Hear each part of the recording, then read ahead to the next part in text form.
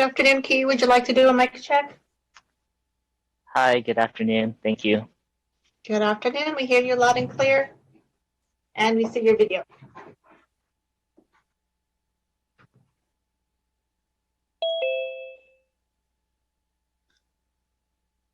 Just a courtesy announcement that we are now live on the internet and our meeting portal.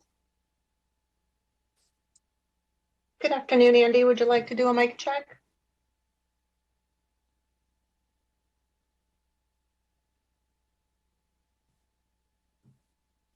Oh, can you hear me now? I sure can. Thank you. Thanks.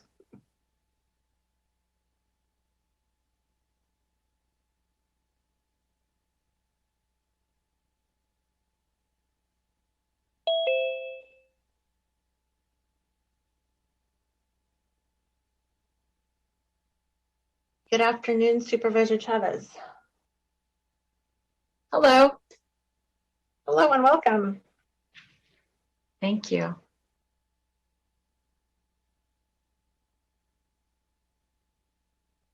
Supervisor Lee, your clerk today is Jill Mendoza. Thank you.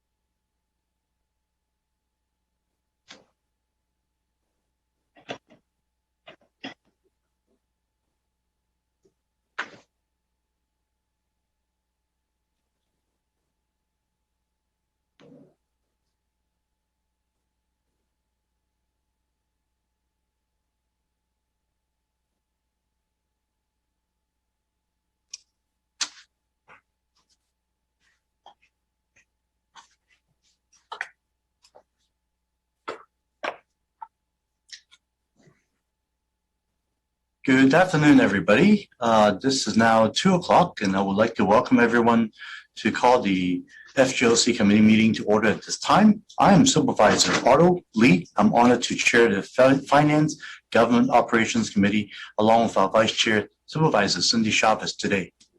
With both supervisors present, we have a quorum, and this takes us to the first item of the agenda. Recording in progress.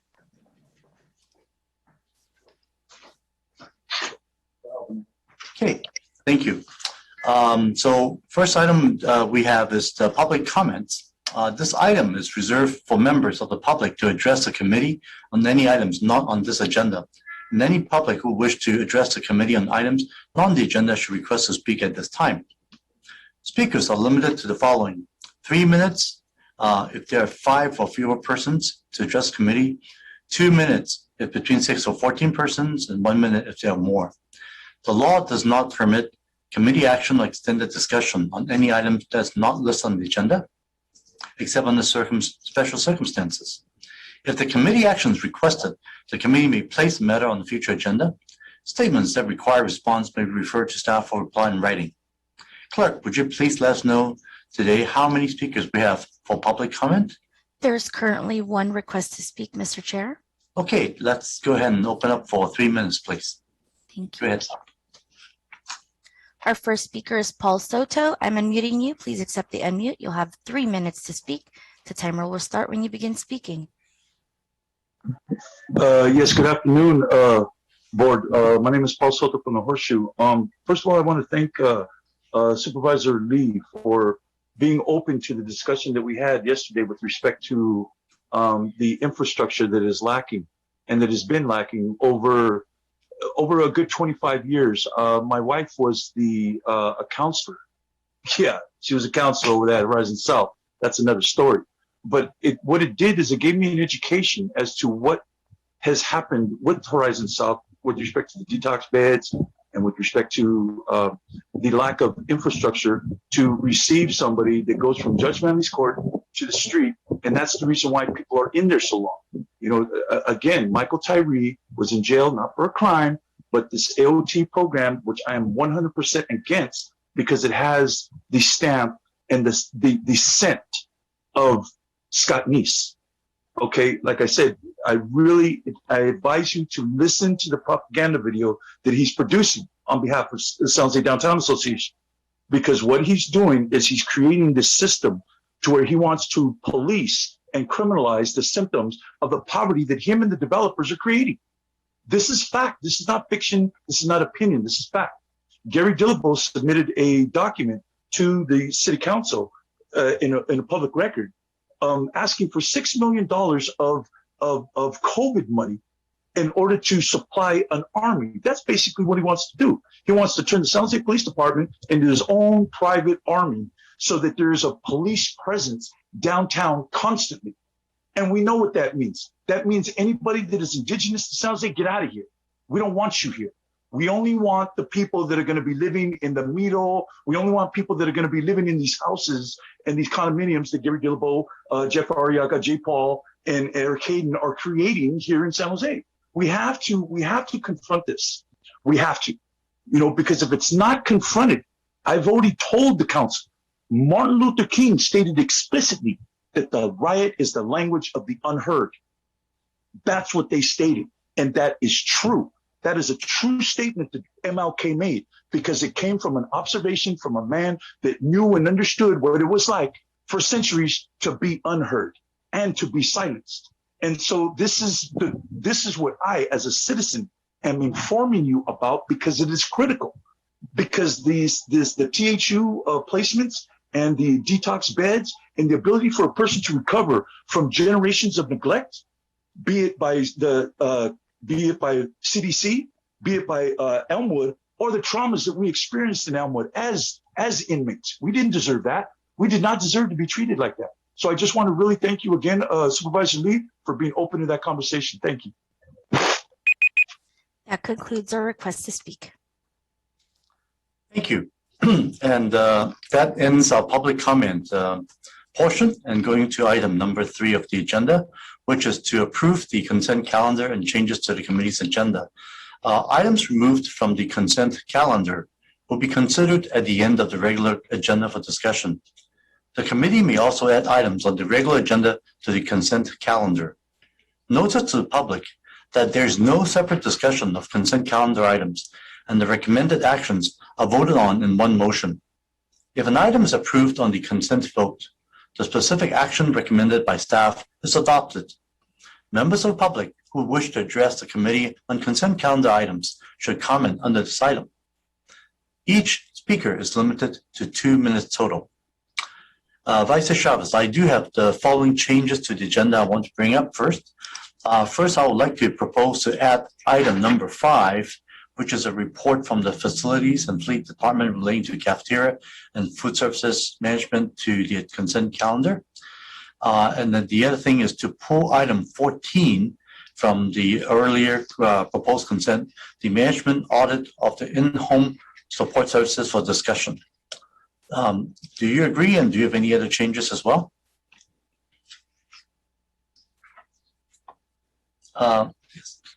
Thank you. I think that, yeah, I think that's great. Thanks, Otto. Okay, thank you very much. All right. So If that's okay, I'll ask you to make the motion to approve the consent while pulling 14 and adding 5 to the consent agenda. Do I have a motion? So moved. And I'll second it. And may I have a vote? Mr. Chair, we do have one public comment for this Oh, item. I am so sorry. You're absolutely right. I need to open for public comment. Forgot about that. Thanks for catching that, please. Yes, please go ahead and open up for public comment for 2 minutes. Thank you.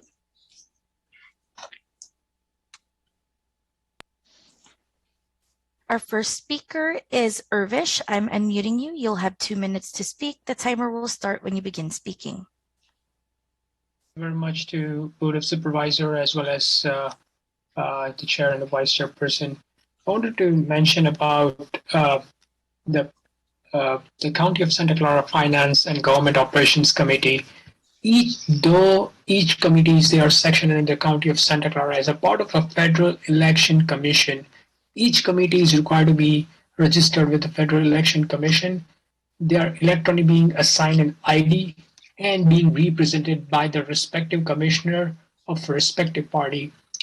As each commissioner are also supposed to provide the details on the campaign and the funding with the committee that is actually been provided by the government and finance operation, that is to be reported to the Federal Election Commission as well.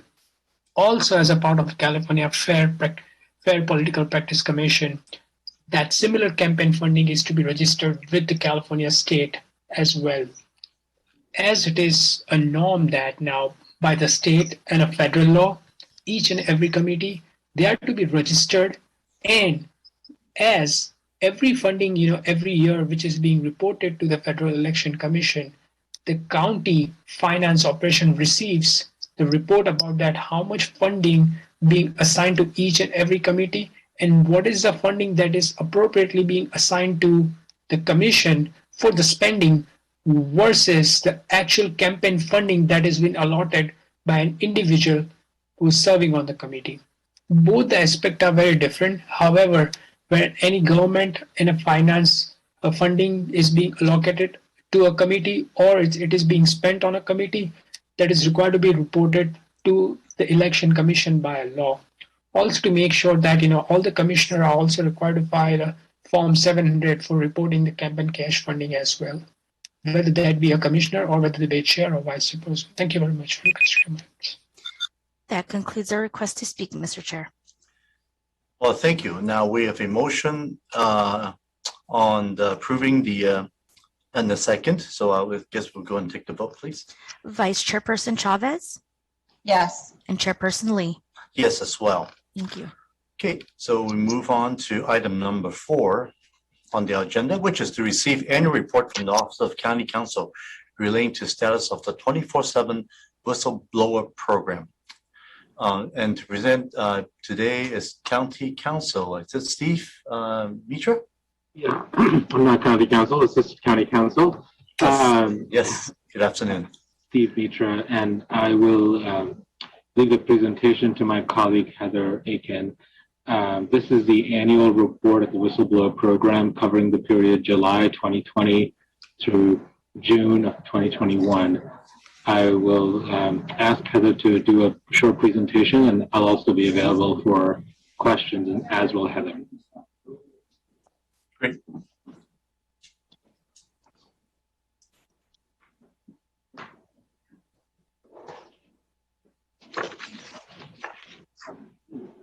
Okay, we can see your screen now.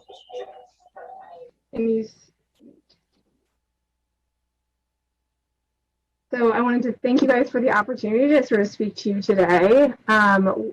The overview of our annual report covers, as Steve mentioned, July 2020 to June 30th, 2021. During this reporting period, we received 419 new complaints. We closed 502 complaints, and that left us with 107 open complaints at the end of the reporting period. To give you a comparison, our past reporting period, we had 206 open complaints. So we are making steady progress in the closures of our backlog of complaints. This graph sort of shows the trends and categories of the different whistleblower complaints we receive. We tag complaints, although they might have multiple allegations, with sort of the primary allegation that is in the complaint. So something that someone might allege they have an unfair hiring, but also there's favoritism or they're angry at their supervisor, but we'd only tag it with one thing. So we try to keep it so that it just has one primary category. Our largest category of complaints without considering the health orders were sort of complaints related to hiring, firing, performance, and discipline at 25%, and then a hostile environment, sort of mistreatment by a county employee was 31%.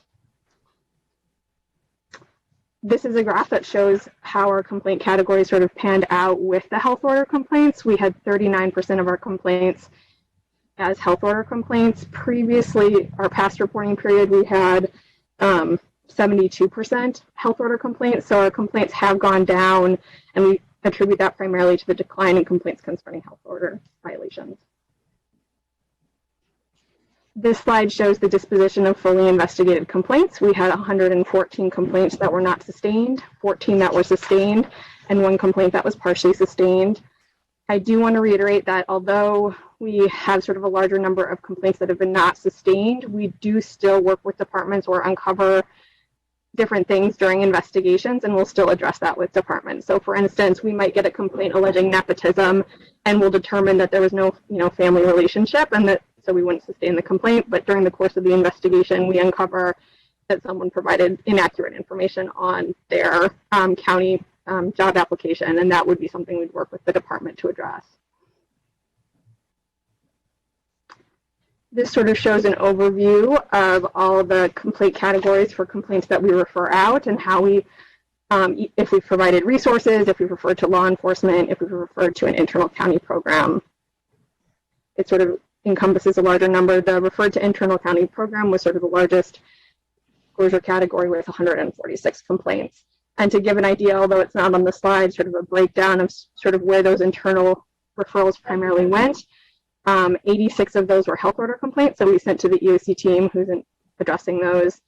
22 were sent to EOD, and then the remainder were sent to different departments, and those were primarily when a specific process was in place to address. So for instance, if we sent to SSA, it was because it was a benefit fraud complaint and they had a specific process to address, or DFCS for child abuse and endangerment, just to give an example. Out. And then this is a quick chart of the aging complaints and our open aging complaints. As you can see, we've done a really good job of sort of keeping our older complaints, closing those, and then sort of keeping the newest complaints we receive, sort of addressing those as we get them and sort of moving them quickly towards closure while thoroughly investigating. And that's the end of the presentation. Thank you.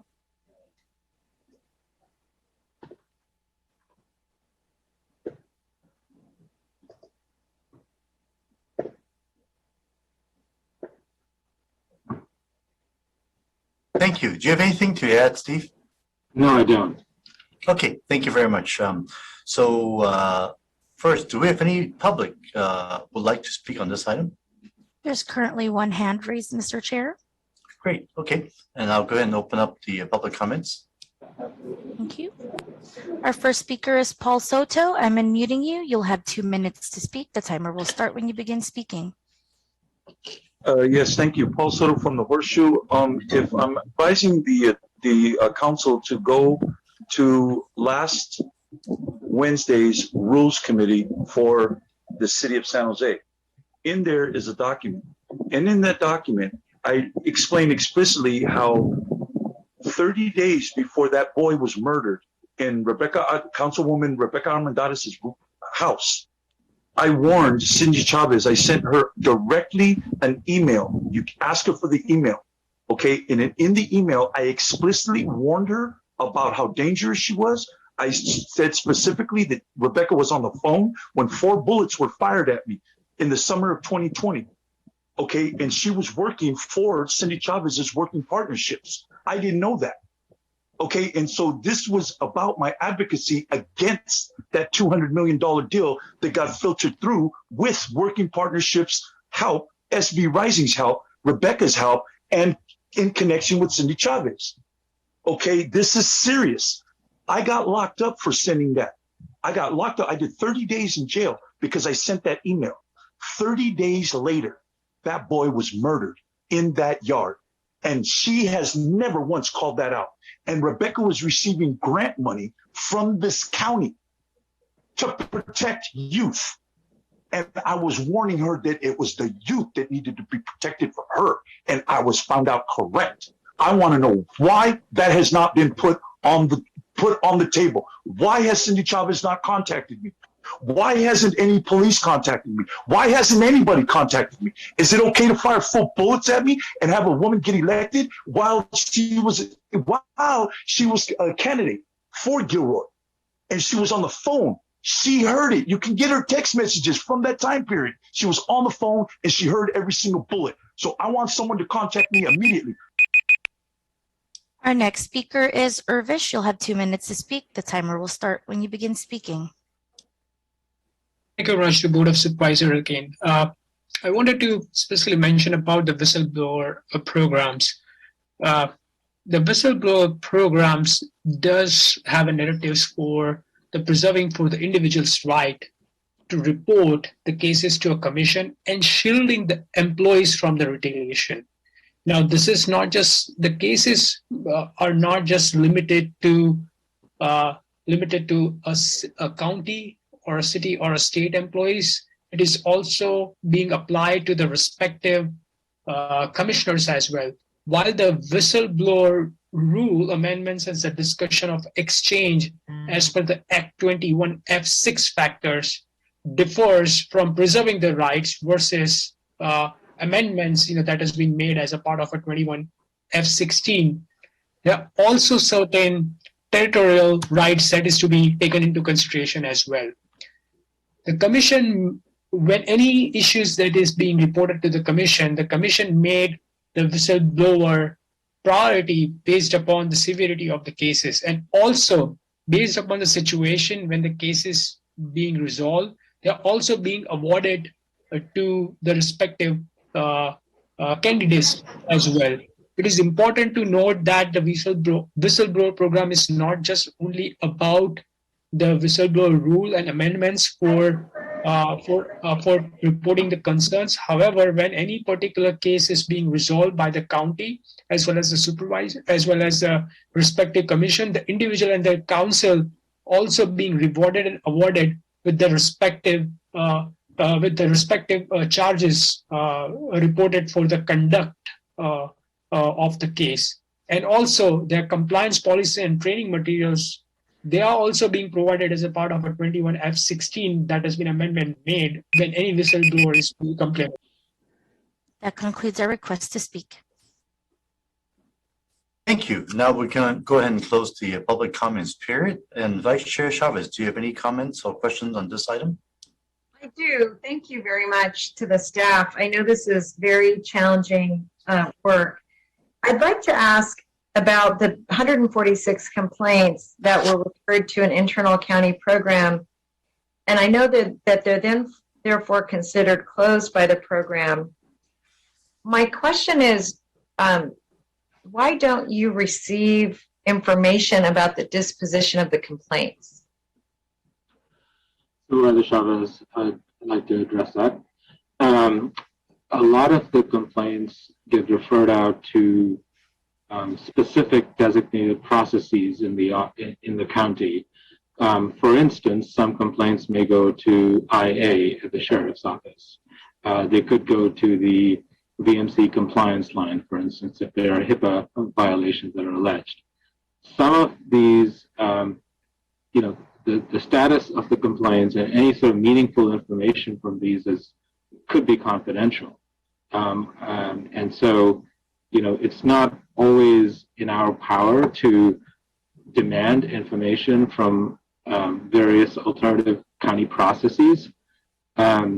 We can, attempt to get to you some sort of sense of what happens to these complaints and, try and track some of these going forward if that's at GOC's wish. And try and get some basic disposition information if that's what you're looking for. But that's the reason for not having a detailed breakdown. So I just wanted to relay that, but part of what's prompting my question is that when I first got here, Steve, you may recall that the program was relatively small. It was in your office and there was no staff. And it was a program that we'd asked you all to do without staffing. And I was very interested in having a very robust third-party examination of complaints for a bunch of different reasons, but one of them being that as complaints went into different buckets in the organization, we got more feedback about perhaps a complaint that a person who made a complaint, that the complaining party would know that they made the complaint and then approach them. I mean, we had all kinds, depending on the department, all kinds of different challenges. So the idea was that the one place in the organization that could be independent was really the county council's office. And I think that's why you wanted to keep it. I actually initially think I even wanted it to be independent of you all. But my point in that is that it seems to me that the one entity in the organization that should be able to dive deep into our complaints and be able to protect confidentiality would be your office. And so at least knowing whether or not the reports had been completed, the investigations had been completed, and broadly the disposition of those complaints, because you wouldn't need detailed information. All you need to be able to see is whether or not, in fact, the agencies that are receiving your complaints are responding to them in an appropriate time frame and disposing of them appropriately, and letting you know the outcome, not necessarily with the names or details of it, so that you could, because we also don't have any institution in the organization that can look at trends or issues that we need to be on the lookout for that are a little more long term. So to understand it, you would like us to track. So are you talking about all the categories of complaints or a specific category like EOD, or are we talking about any category of complaints that's referred out to an existing county process, and which could also be, for instance, like a union grievance? Yeah, I think we need a repository. And let me just give you kind of a broad example. I think the point you raised about what goes into a union grievance is a really great example, because it appears to me that in many instances, by not dealing with problems early, they end up either being individual grievances or whole groups of people grieving, and we're not always right. And again, I think that, in many ways, the reason that I think Harvey Rose is such an important partner for us is that they represent the board. They have one focus, and that is, making improvements to the way the county runs and protecting us from as much risk as possible. And they report to the board, which means that we get, I think, some of the best information we get in the county. And I'm really just trying to apply those principles to the body of work that you do. What I would say is I recognize this is something that needs to be very thought about, really deep dive. I just wanted to ask if this is something that you all had already been considering, because it does seem to me that the integrity of your program rests on whether or not someone else does their job. If they call you first and there's no follow-up and there's no information, then all of these programs to our public and to our staff just look, they're just phone lines. Your points are well taken. What I will do is make an attempt at scoping out how we can quickly start tracking and reporting on that, and we can get to you with a sort of outline of that, in an off-agenda report, and then start doing the public reporting if that's what you wish. Yeah, I think that would be ideal, and let us know if there are challenges with that. And like I said, I understand the point about confidentiality, but some of this, we don't, you all, county council, if everything's always confidential. I don't even know how we know how good a job we're doing. I mean, anyway, so I think you take my point. I appreciate that, Steve, if you and Heather could take a look at that. We will. And then if I could ask a second question, one of the things that when Rob presented on the response to my referral on personnel complaints, one thing we discussed was EOD providing the same kind of report to our committee. And I just wondered if you knew if such a report was underway. I believe that is in the works. Okay, and when do we expect that? Don't have a time frame for that. If I get to that, that's all right. I'll ask Rob, or I will update you myself. That would be great if you could update the committee, just so we know when to expect that. I appreciate it. I know that the management audit of EOD is being completed, but I think that data would, like, somehow we have to try to align the data between that and the audit. So thank you. And Heather, thank you for your good work. And Steve, thank you. I know this is a very hard job. And part of the reason I'm pressing on this is that I have a lot of hope for you all and, aspiration. But the other is I want the credibility of the whistleblower program to be maintained. Absolutely. Thank you. Thank you, Chairperson. Thank you, Supervisor Chavez. For me, I just have a brief comment, is that I think it's a really interesting read with the spreadsheet, and it's all currently organized chronologically. So besides being chronologically, I actually would like to ask to see in the future if we could separate it out to category that has actually, since so few are being sustained, I would like to ask if you could put the sustained one separate out from the ones that's not sustained, if that's possible. For us to look at, because obviously those sustained are the ones that's considered serious and action has been taken. And if that's something that's doable, I certainly appreciate it. I think will help. And certainly there's quite a few that is, I would say, basically frivolous and comical to read almost, but there's those as well. So I think it's important to highlight the ones that is more problematic that we're taking action on.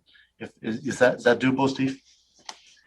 Yeah, that's doable, and some of that information, because we're going into greater detail, right, about the issues and correcting them and dealing with, issues that relate to people's conduct, may be more appropriate to come to the off agenda quarterly report, which you get. Great. Let's consider the right forum for that, if that's okay. Okay. Yeah, that would be great. Yeah, thank you very much. Okay. Okay, and that's all I have. Is there a motion to accept the report? So moved with the additional requests for information. And I'll definitely second that. Let's take a vote. Vice Chairperson Chavez. Yes. Chairperson Lee. Yes, as well. Thank you. Now the report has been received. Next item 5 has been approved on consent. So let's move to item number 6. Which is on the agenda, a report relating to recommendation from the Citizens Advisory Commission on Elections regarding implementing ranked choice voting, RCV, for all elected county offices. And here to present this item, I believe, our staff is, who do we have today?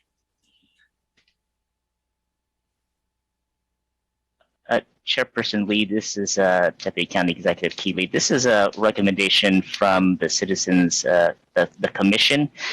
It was sort of passed through by the clerk of the board's office, so I don't think anyone's here to present. Although I know on the attendees, Steve Chesson is one of the commissioner and has raised his hand to speak on the item. And we also have Shannon, the director of the Registrar of Voters, here to answer any questions later on. Sure. Why don't we open it up for Mr. Chesson to see if he might have some comments he would like to make about ranked choice voting. Can we promote him so that he could speak? It's been done. Okay, perfect. Good afternoon, Mr. Chesson. Yes, thank you, Chairperson Lee, Vice Chairperson Chavez. My name is Steve Chesson. My pronouns are he and him, and I am a commissioner on the Citizens Advisory Commission on Elections. Excuse me. And we had 2 meetings at CASE to discuss this item. We only had 4 members the first time we discussed it, and while I think I had the 4 votes, I did not want to have it pushed forward without getting full feedback from all of the case members. So that's why we delayed consideration from the August meeting to the October meeting, where more the people who were missing from the first meeting could participate. And it was unanimously recommended that we forward this recommendation to your committee for forwarding on to the Board of Supervisors. The linked item is from the case meeting in October, has a lot of attachments. I don't know if either of you have had an opportunity to look through those attachments, but I know, Supervisor Chavez, that we've had many discussions about ranked choice voting, and you have conveyed to me your concerns that some groups might not be able to understand it as well as other groups. And I wanted to draw your attention to the exit poll that was done after the New York City mayoral primary.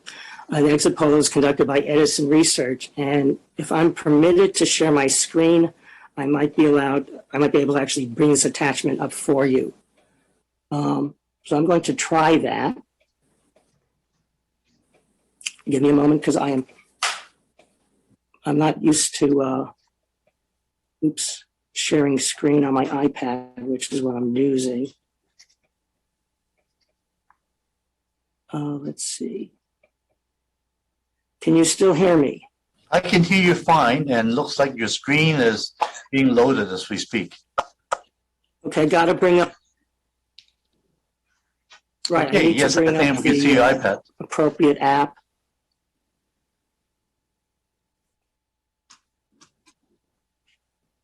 Yes. See this? Rank the vote. New York City releases Edison Research exit poll on the election. We could see, yes, we could see it now. Okay, I enlarged it on my screen. I hope it enlarged where you see it, which starts, highlights include the third bullet, 95% of voters found their ballots simple to complete, and 78% of New Yorkers said they understood ranked choice voting extremely or very well. If you drop down to the fifth bullet, little variability between ethnic groups' understanding of ranked choice voting. 77% of Black voters, 80% of Hispanic voters, 77% of Asian voters, and 81% of white voters said they understood ranked choice voting. And again, across all ethnic groups, they found their ballots simple to complete. 93% of Black voters, 95% of Hispanic voters, 97% of Asian voters, 95% of white voters. So that's basically the, how do I get rid of this? There we go. Stop.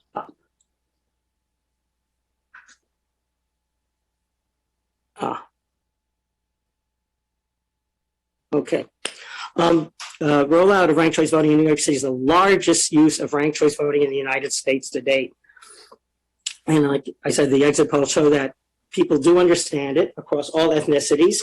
Clearly, voter education is an important part of the success to a rollout of ranked choice voting. And my experience is that our registrar's office does an excellent job with voter education. It's also important to partner with community groups to make sure that we reach all affected communities with the educational process of ranked choice voting. So the recommendation that we're forwarding to you today is that the Board of Supervisors take whatever action is necessary to implement Section 208 of the Charter, because the voters in Santa Clara County amended the Charter back in 1998 to allow the Board of Supervisors to replace our current two-round runoff system with a ranked choice voting system, as long as that election takes place in November. And so the recommendation is that we ask the Board of Supervisors to take whatever action is necessary to implement Section 208. So I believe that's mainly what I wanted to say. If you have any questions, I'd be happy to answer them. If you have questions or want more research done, I'd be perfectly happy, if you wanted that, to take your questions and do some more research and bring that back to you at a subsequent meeting if you don't feel ready to forward it on at this date. Thank you very much. Thank you, Mr. Chesson. And I'll also ask, since our Director of Registrar of Voters are here as well. Ms. Shannon Boucher, is there any comments you would like to add to what Mr. Chesson has spoken about?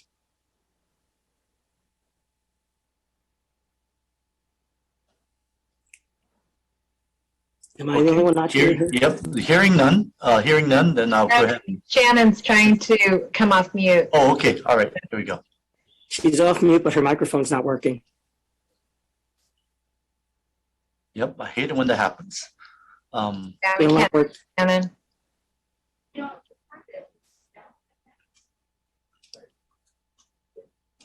She's going to drop and come back. I think is what her hand motion is. Okay, yeah, we'll just do that. I understand that. Good job, Steve. Yes, thank you, Steve. Able to read lips. That's a skill that we all need to learn in the Zoom environment. Yeah, but she was smart. I'm going to drop off. Yeah. There you go. That was very nice. Good, good. Well, let's see. Should I go ahead and open up to see if there's any member of the public that would like to speak on this item? We currently have 3 hands up, Mr. Chair. Great. Let's do 2 minutes each, please. Thank you. Okay, our first speaker is Paul Soto. I'm unmuting you. You'll have 2 minutes to speak. Timer will start when you begin speaking. Thank you, Paul Soto from the Horseshoe. First of all, I would like to thank Commissioner Chesson. Him and I attended the last meeting with respect to the voting, and he took the time to an hour and a half. Him and I talked with regard to voting. He educated me on the issues, and I cannot thank him enough for extending that courtesy to me as a member of the community that was coming into the space, had some doubts and had some conflicts with this particular issue. And he extended that courtesy to give me the time to educate me around it. I did not talk to Jake Tonko. I got to admit, I did not talk to him. However, my position is still the same with respect to this voting, is that my position is that it's a circumvention of democracy. Because, okay, well, these people wanted to vote for this person, but since they didn't win, okay, we're going to just stockpile these votes and we're going to attribute them to someone else. I know that that's a crude kind of elementary way of describing it. However, it's still the same result. And that the person that walked into the booth, what their intention was in terms of their psychology was this person. That person did not get the vote, thus cancel votes. This is the fundamental principle of democracy, at least as I understand it. And if it's different, if somehow or another democracy is different, then I would like that articulated within the context of this conversation. That's all I'm asking for, is that I am totally against it because it is a circumvention of democracy. The intention of the human being when they walked into the booth is not what actually ends up happening. And this is the means by which that lack of intention from the voter when he walked into the booth, this is a way of, okay, well, we'll just put him over here. Our next speaker is Michael Hunter. You'll have 2 minutes to speak. The timer will start when you begin speaking. Michael, if you could unmute your mic, please. I'm sorry, I just unmuted, thanks. I am Michael Hunter. I live in Willow Glen in San Jose. I was calling to support for ranked choice voting. Ranked choice voting is a great reform that the County of Santa Clara can adopt that helps people be able to express their preferences with respect to single winner elections. And I look forward to y'all's consideration. Thank you very much. Our next speaker is Sam Gordon. I'm unmuting you. Please accept the unmute. You'll have 2 minutes to speak. Timer will start when you begin speaking.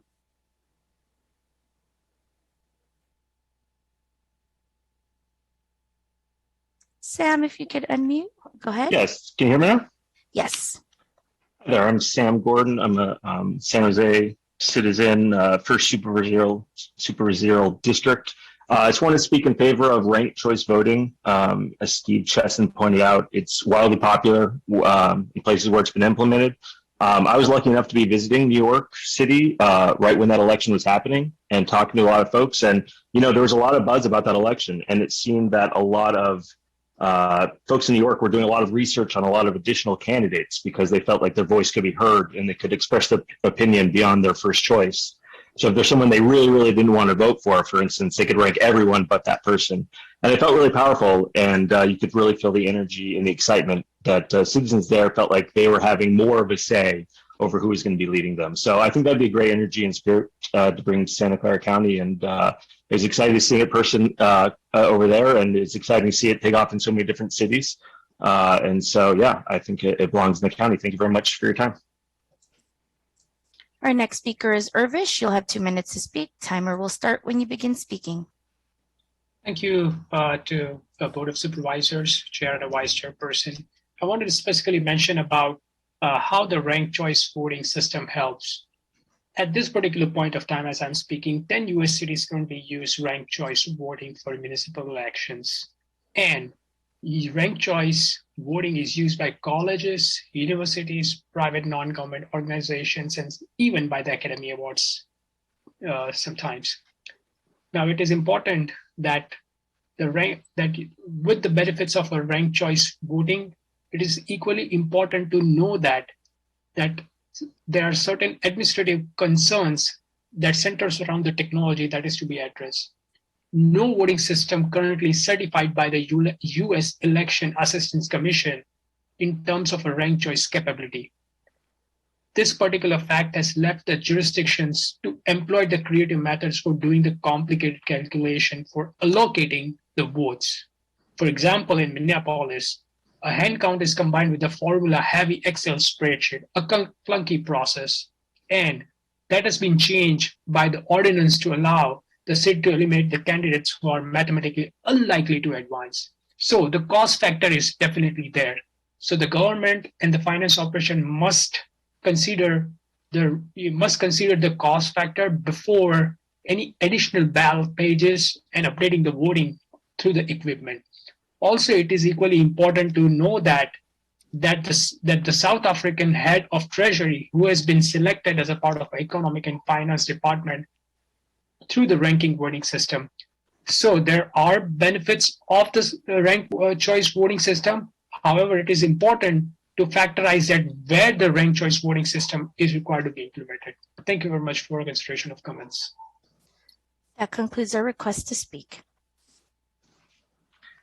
Thank you. We'll go ahead and close the public comments period. Supervisor Chavez, do you have any questions or comments? Can you hear me now? Oh yes, we can hear you, Ms. Boucher. Yes, thank you. Okay. Yes, Shannon, you want to go ahead and add on to your comments? Well, I didn't mean to interrupt you, Supervisor Chavez. Go ahead, see please. if you guys could hear me now. Yes, we can.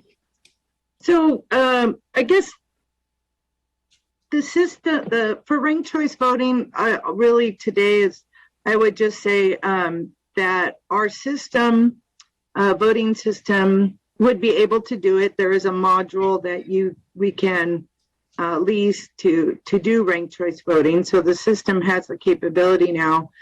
There would be extensive amount of logistics that would need to be worked out and processes that we would need to figure out really, like Mr. Chesson said, education of the voters, the election officer training, election officer training, the voters, the candidates, because everybody's got to learn some different things, and those would come with cost.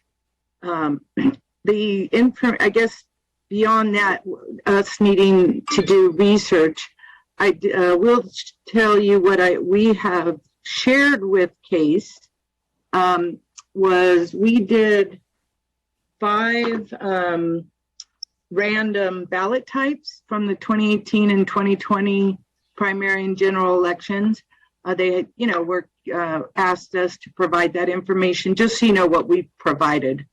So we did 5 random ballot types, and out of those 5 ballot types, we had 2 of them in March of 2020 did not increase the number of ballot cards inside of a ballot type. As you know, we typically have like 4 ballot cards for 1 ballot type.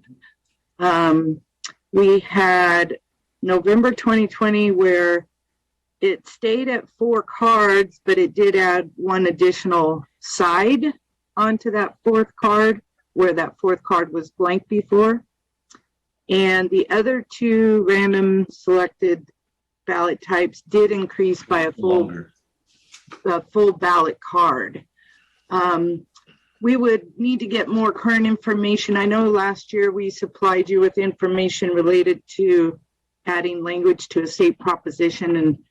And at that time, it was about $625,000 per card, which I think we would want to look at again and include like storage costs and that kind of thing, counting costs. But so just, that was the information that we were requested and provided to the commission on the ballot. But again, those were 5 random samples. So the Registrar of Voters Office, of course, will do as directed by the Board of Supervisors if you choose to go this way.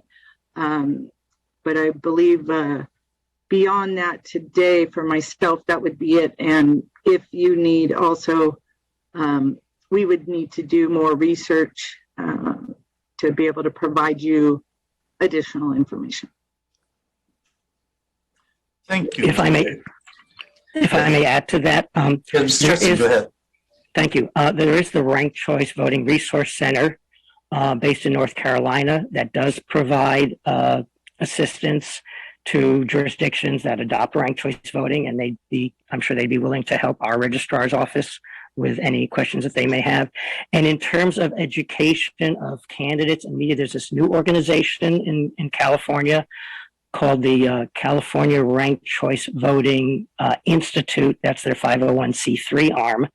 And they are planning to hold workshops for candidates and media in places that have adopted ranked choice voting to make sure that candidates understand how campaigning under ranked choice voting is different than campaigning under 2-round runoff or plurality. And similarly, educating the media as to how they should better cover ranked choice voting elections. So those are resources that are available. Yes, thank you, Mr. Chesson. And Vice Chair Chavez, do you have any comments or questions on this item? Yeah, I just wanted to ask Shannon, I don't know if you've had an opportunity to talk to the registrars in other locations, but just to better understand if there are any concerns that you have. And you raised a good point that, I know we're always mindful of how big that ballot book gets, and especially because we've made that free to everybody, and we want to make sure we can, not the ballot book, I'm sorry, the ballot being mailed out. But I'm wondering, had you had a chance to talk to any of the other registrars to understand what their experience was with ranked choice voting, and specifically ranked choice voting in one election versus all the other things that people are voting on? Well, we have spoken to Alameda County. We were able to, it took us a while to obtain that meeting, but we were able to do that. And they don't have it for, every office. I didn't specifically ask the question the way you did on the second statement you made. But, we were trying to start looking into this to see what they went through. And they've been doing it for many years. There's just so many things involved that they were talking about. That's why I would want more time to look into this. But in their process, they met, I don't know, and this is off the top of my head, so forgive me, 3 to 6 months or more they were working with the attorneys. They had 3 cities that did it at the same time. So they were working with attorneys from each side, working out a lot of details. I guess they came up with a MOU of how they were going to implement that, the number of choices to vote on. And they did an extensive, outreach campaign, which was, focusing on how to mark the ballot, making videos. So, you know, it took them over a year or so. So I'm thinking, you know, this may take a year and a half kind of thing, you know, for us to be able to look into and implement. Again, this is just my opinion after hearing some of the things they said at the time. I would think at least a year. And Shannon, I guess what I was curious about is if any of them raised concerns that gave you concern is really because and to your really important point, if there's more research, and it's good to hear from Steve that there are these other resources available. But I'm just wondering if there is more research that you would like to do before this comes to the board, or do you want the board? Are you comfortable with the board taking some action and then doing research? I'm more asking about the order because of some of what you just said, some of what you said in the previous answer. My opinion would be to provide your committee more information first, or I would leave that up to you. You could hear it first and move it to the board. I guess what I would really like is we would need an extensive amount of time to do more research, considering we're already in preparation for this June election. Obviously, this isn't an item that would be implemented this year, but you know, looking for like a final decision from the county, you know, by the beginning of next year, so we would have 2023 more like to implement it and look at it. You know, this is my kind of. So Shannon, what would be helpful for us is if you wouldn't mind, and I know you've got a lot of other stuff going on, but I think this might be just a lighter piece of the work, is that if you wouldn't mind putting together kind of just a work plan and a timeline of what you need, when it would come back here, when you would expect it to go to the full board. And I'm not making a decision for Otto or the board how they'll respond, Steve, but I think just knowing what that timeline is and what buckets of research are necessary might be helpful. And then if we could get that in an off-agenda report, and if you could work with, I'm comfortable with this, if the chair of our committee is, work with Supervisor Lee on the timeline of that coming back to the committee would be great. Yeah. Okay, so just to make sure, so kind of like a work plan timeline to bring back to you in an off-agenda report. I would be thinking I'd probably want to highlight items that need to be considered. That's right. I think what we would want to know, Shannon, is what are the big buckets of research that are required from you to examine this robustly, bring it back to this committee, have a conversation about it, and then move it to the full board. And if you were able to describe the buckets, you don't need to do that now, but in that document, it would just help us understand from a timeline perspective and then what research is necessary.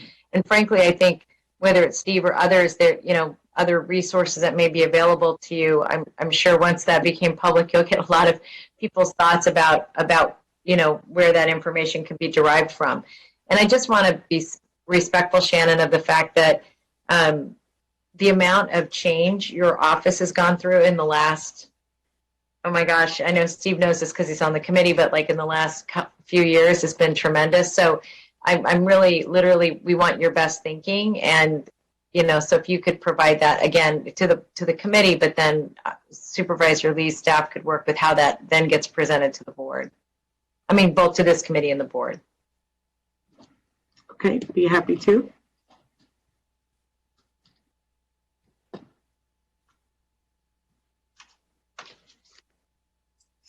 Supervisor Chavez, do you have any further questions?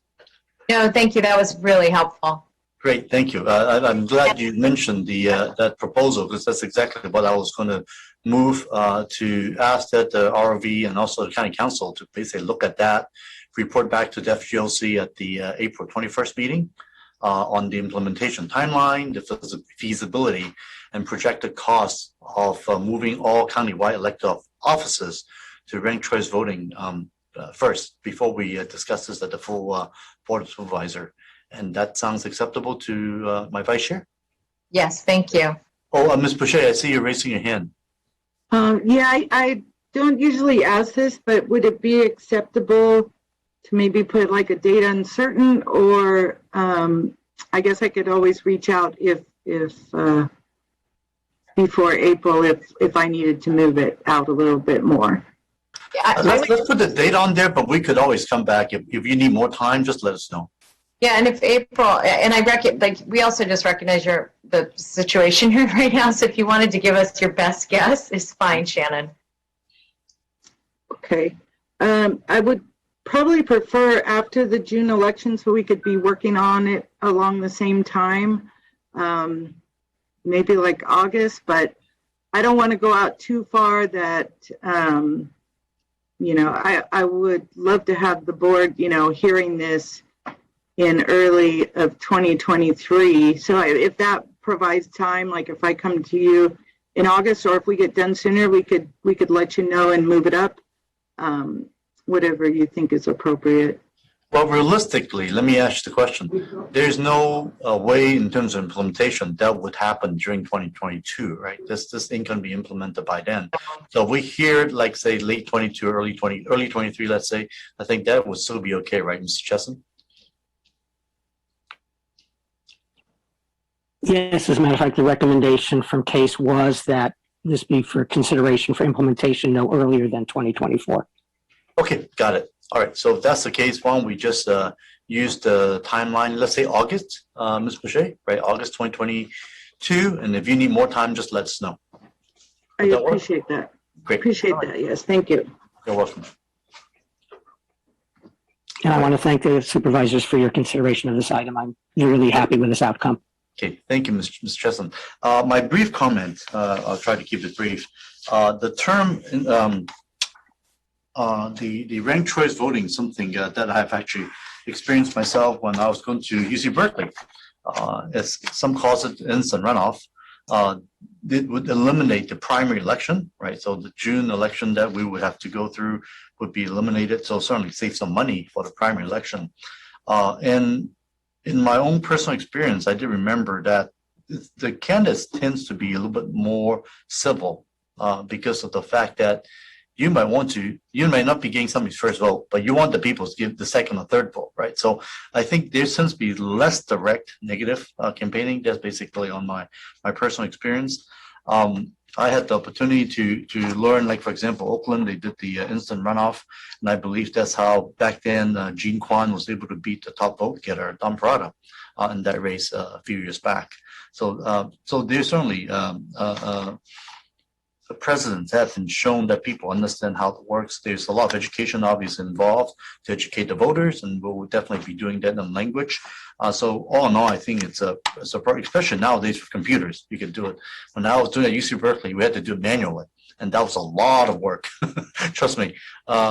We had one candidate that has to be disqualified, and because of that, we can just automatically say, okay, the next candidate gets it because ranked choice voting is affected, right? So we actually have to recount all over again, which was a lot of work. But with computers, that's obviously not a big deal anymore. In any case, I just want to raise that issue. I think it's about time that our county is heading that direction. It's certainly one where a system where I think would be more saving cost, and also the fact that we will be able to get more people to vote in November, which I always support. It's a good thing. That being said, we have a motion, and I believe we have a motion from Supervisor Jarvis, and I'll second it. And if no further comments, please vote. Vice Chairperson Chavez. Yes. And Chairperson Lee. Aye. Thank you. Okay, thank you. So the report's been received, and we'll go ahead and move on to the next item of the agenda. Thank you. Item number 7, which is the report from the Office of County Executive relating to a timeline and a work plan for the implementation regarding options for considerations related to the advocacy for state legislation for provision of funding incentives to jurisdictions to build housing for the unhoused members of the community. And to present this item today, we believe we have, is that Danielle Christensen? Yes, Chairperson Lee, Danielle Christian, Legislative Manager. Yes, hi, Danielle. Good afternoon. Good afternoon. And good afternoon, Vice Chairperson Chavez. I have a presentation. I have a brief overview to provide to your committee today. I can just pull this up. And I believe it's sharing. Okay. Okay. Would one of you confirm that you see it on your screen for me, please? Yes, we can see you fine. Okay. Okay. Very good. So thank you very much. Again, I'm providing a timeline and a work plan regarding advocacy for state legislation to fund housing for the unhoused. And, you know, boy, I'm so sorry. I've got all these screens and I can't find the button to advance the slide. Okay, here we go. Maybe here we go. All right. On November, okay, at the August meeting, gosh, I'm so sorry because I've got all these pop-ups that are blocking all my screen.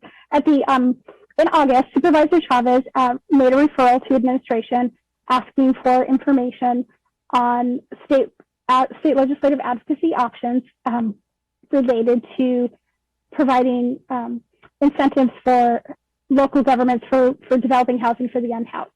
On November 16th, I provided a report back to the Board of Supervisors that provided information on the 2021 state investments for homelessness services and housing.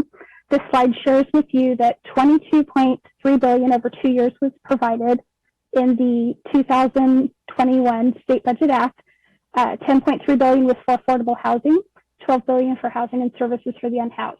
Also in that report, I provided a list of 31 housing-related bills that were signed into law intended to make the development of housing and affordable housing easier. And the report identified that a permanent and ongoing funding was an opportunity for advocacy that remained unfilled. It's one of the missing gaps. Since the publication of that report, the governor's recommended budget came out. It was released on January 10th. It builds off of the investments provided in the 2021 Budget Act. Housing is provided $1 billion in one-time funds to accelerate the development in downtown-oriented areas. And on the issue of homelessness, $2 billion for mental health housing services and clearing encampments. This slide provides you just a little bit more detail on the affordable housing proposals that are included in the governor's recommended budget. I'd like to highlight two that I think are of great interest, at least to me. $5 million of low-income housing tax credits and $5 million over 2 years to help local governments in meeting their housing goals. Further delineated on the slide is where that second $500 million would be dedicated to. Danielle, I don't know. Have you been moving the slides? Oh, I thought I have.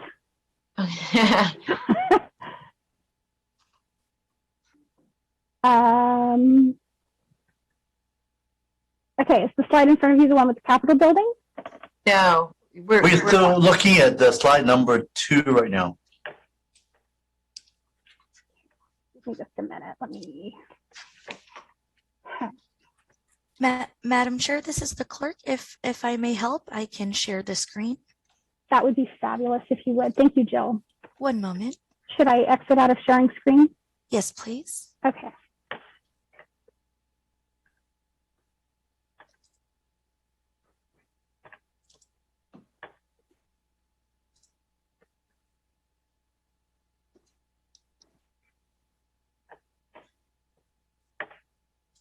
I believe you were on this page. Perfect. Yes, thank you. Okay, so this is information in the governor's recommended budget that I just recently highlighted. And as I stated, this information is new and breaking since the publication of the report back, and actually since the publication of the legislative file in your packet. Jill, if you could go to the next slide. Again, this slide provides a little more detail on the affordable housing proposals that are included in the governor's recommended budget.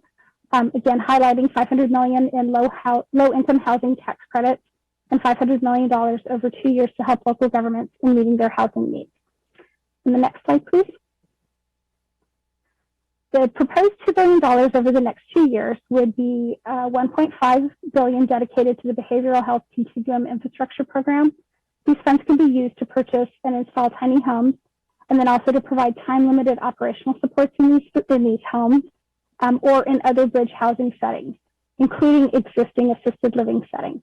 And $500 million dedicated to the Encampment Resolution Grant Program, which provides grants for local governments to invest in short and long-term rehousing strategies for those people experiencing homelessness and living in encampments across the state. Next slide, please, Jill. Your report and the report to the board provided information on Assembly Bill 71. This bill would provide a permanent and ongoing funding source for homelessness housing and services. The county did take an official position of support on the bill. The bill is currently on the Assembly inactive file, and the Assembly needs to pass it by January 31st in order for it to continue in the current session. Since the time of your ledge file being produced, we have had an opportunity to connect with the sponsors of the bill, which is Bring California Home, a Los Angeles-based coalition of the entities that are indicated on the left side of this slide. There are a few outside of the Los Angeles area, but it really has been an effort of organizations that are based in the greater Los Angeles area. It is our understanding in speaking with the sponsors that they do not intend to pursue a permanent funding source this year. Conversations with the administration have revealed that that's not something that's being contemplated, but right now the focus administratively and now by the sponsors, as we understand it, is to focus again on some one-time funds for this issue. Next slide, please. So with that, our advocacy opportunities and timelines will be focusing on 3 areas: legislation, budget, and partnerships. On the legislation front, we will monitor the introduced bills to identify ones to support and send letters of support, meet with legislators, and attend hearings. February 18th is the last day for bills to be introduced, so we'll be monitoring throughout that time. And then our advocacy efforts would, as far as any bills that are related that would be helpful to this issue, that activity probably would be at its height in the months of March and April. We will also support budget proposals that provide funds for homelessness and advocate for more state budget funding. The budget subcommittees are starting to hold their meetings. We'll be starting in the next few weeks, and we'll hold them throughout the next few months. On May 14th, the governor will release his May revision to his January proposal, which will have updated revenue figures, may include some modifications of his proposals, may include new proposals, could possibly include eliminating proposals. Budget subcommittees will continue to have meetings after the middle of May, with a final budget needing to be passed by the legislature by June 15th. Then on partnerships, we will participate and join the Bring California Home Coalition and be an advocacy partner and do outreach to cities and community-based organizations to ask them to support the same efforts. Excuse me as I stumble. This activity will primarily be coinciding with our advocacy efforts on legislation, so probably most likely be a little bit more of a focus in the months of March and April. And with that, I'm happy to answer any questions. Last slide is just those questions. Thank you very much for the thorough presentation here. First of all, I would like to ask, is there any public would like to speak on this item? We currently have one request to speak. Okay, let's go ahead. 2 minutes. Our first speaker is Paul Soto. You'll have 2 minutes to speak. Timer will start when you begin speaking. Yes, Paul Soto from the Horseshoe. Thank you for the presentation. I would like to draw the committee's attention to Supervisor Cortese's report that he gave on homelessness. $500 million is spent every single year, and this is back then. $500 million was spent on a population that back then was maybe about 6,000 people. Okay, this is what got us the Measure A, $900 million. Okay, when the voter walked into the booth to vote for that, he was or she was voting for to build housing for the homeless. Okay, there was no question about that because it was Cortese's report that substantiated the premise for that being put on the ballot. This is clear, this is fact. However, the first units that were built out of Measure A money Did it go to somewhere downtown where it was most needed? No. Did it go to maybe the east side where it was needed? No. Did it go to, I don't know, some nonprofit that's running the homeless, like Home First or something like that? Absolutely not. Do you know where it went? 19 units. 19 units in Cupertino. Yeah, there's a real serious homeless problem over there in Cupertino. Yeah, we really need to deal with that. Come on, man. Look, I'm tired of being conned. That report that came out of the civil grand jury, I don't care what that report says. I can challenge that on every single point they made. I can challenge it. Just me alone. I can challenge every single premise that they put forward to give you guys cover. Now, I'm not saying this to anybody in particular here. I'm talking about the county. You don't con the voters into approving $900 million, and in the first units, you build Cupertino. Come on, man. You're not going to con someone like me. That's not going to happen. So these monies need to absolutely go. Our next speaker is Irvish. You'll have 2 minutes to speak. Timer will start when you begin speaking. Thank you very much again to the Board of Supervisors for the consideration of the opportunity to speak. I wanted to specifically mention about the reason for the legislation to increase the affordable housing supply and strengthen the accountability. Highlights the comprehensive strategy to tackle the housing crisis. First come first, the California Comeback Plan, which is a $22 billion housing and homeless investment, which creates approximately about 100,000 new housing units for the homelessness. Now, as a part of a new housing accountability unit, the HCD to support the local jurisdictions' efforts to create the housing, which funds $100 million grant for the program for the low to moderate income homeowners. Now, let's take a look at another perspective as well.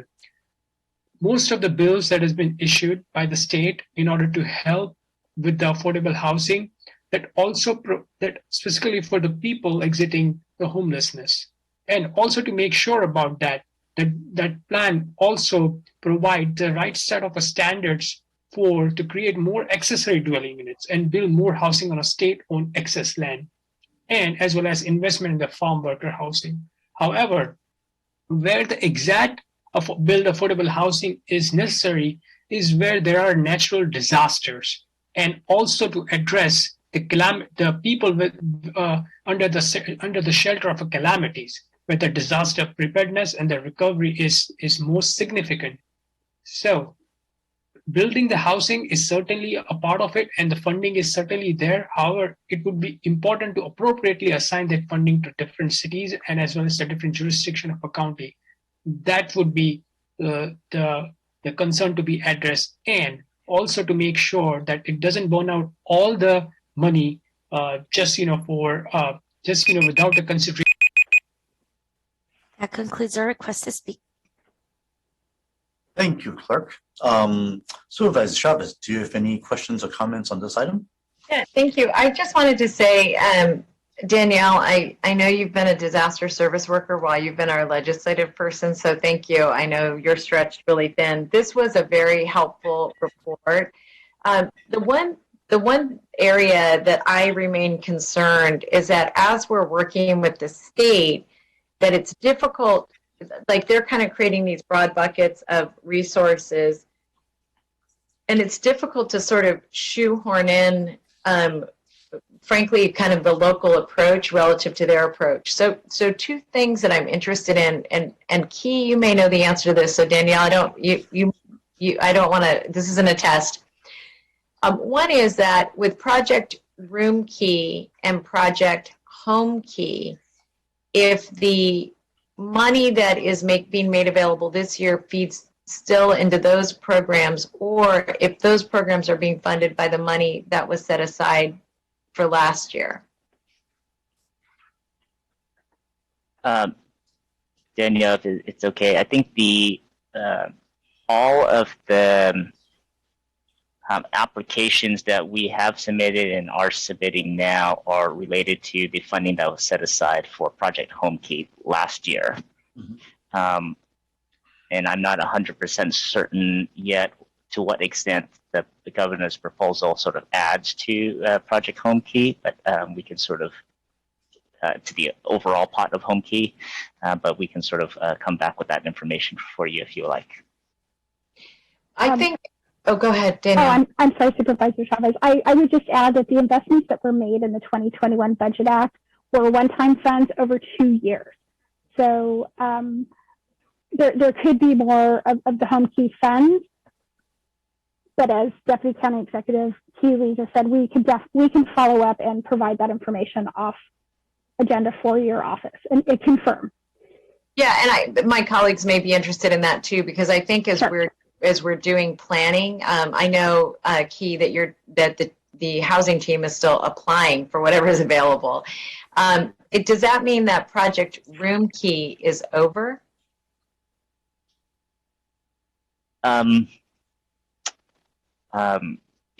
I'm correct, I will go back and confirm, but I will say yes, in the sense that Project Room Key was to provide sort of, essentially one-time funding to help local governments sort of establish and operate motel programs, and that is sort of no longer available on and on.